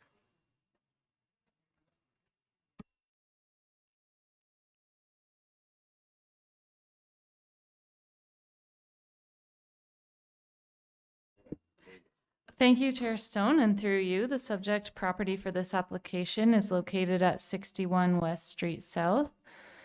The property is within the Huntsville Urban Settlement Area residential designation in the official plan and the urban residential low UR1 precinct in the CPP bylaw. The property fronts onto Florence Street East, which is a year-round municipally maintained urban collector road, and West Street South, which is a year-round municipally maintained local road. The driveway is accessed from West Street South. The purpose and effect of this application is to construct a 102.3 square meter two-story attached garage with a 74.7 square meter secondary residential dwelling unit in the second story. The Class 3 council variation is required to reduce the rear yard setback, which is the southerly lot line. I'll try to highlight it here now, down at the bottom there, so that little arrow. And you can see the required setback is that hatched line kind of in the middle of the gray garage rectangle there. And to increase the maximum permitted primary lot coverage from 35% to 40%. The permitted accessory coverage on the lot is 5% as of right. However, staff are recommending a reduction to 0% so that the overall allowable coverage amount would remain the same. On screen now are photos of the subject property.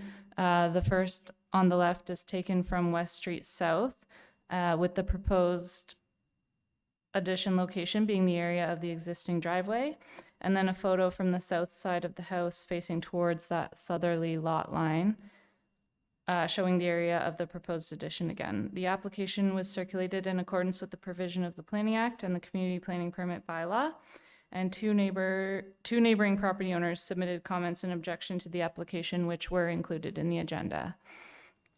On screen now are views of the westerly lot line facing southwest on the left and northwest on the right.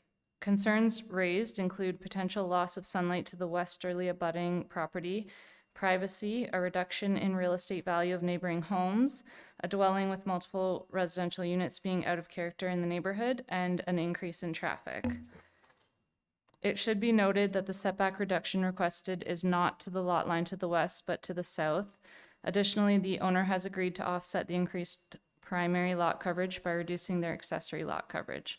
Further, secondary residential units are permitted as of right on this property to a maximum of 3 total dwelling units, and the location is ideal for smart value housing per the town's official plan. The variation requests are for the southerly setback and coverage. Given the analysis of the town's policy and the proposal, the application would appear to conform with the intent of the official plan, be consistent with the PPS, and as such, staff are recommending the application be approved. I would be happy to answer any questions you may have. Thank you very much. Call the applicant's representative who's heading down.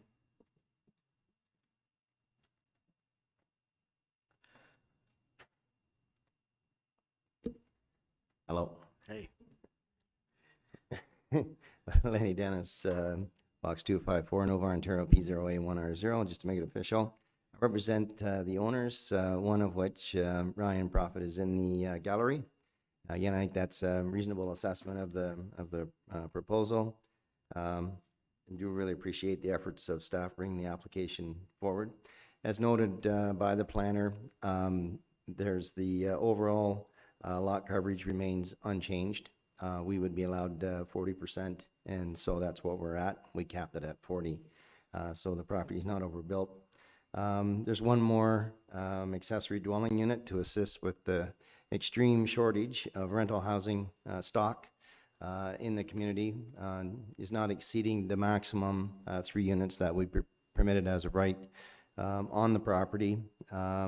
Basically what he's doing is covering sort of the existing parking / driveway area with a new build, and in fact it'll still, in my opinion anyway, still look like a dwelling with a garage when you view it from the street. I don't think that's going to change at all.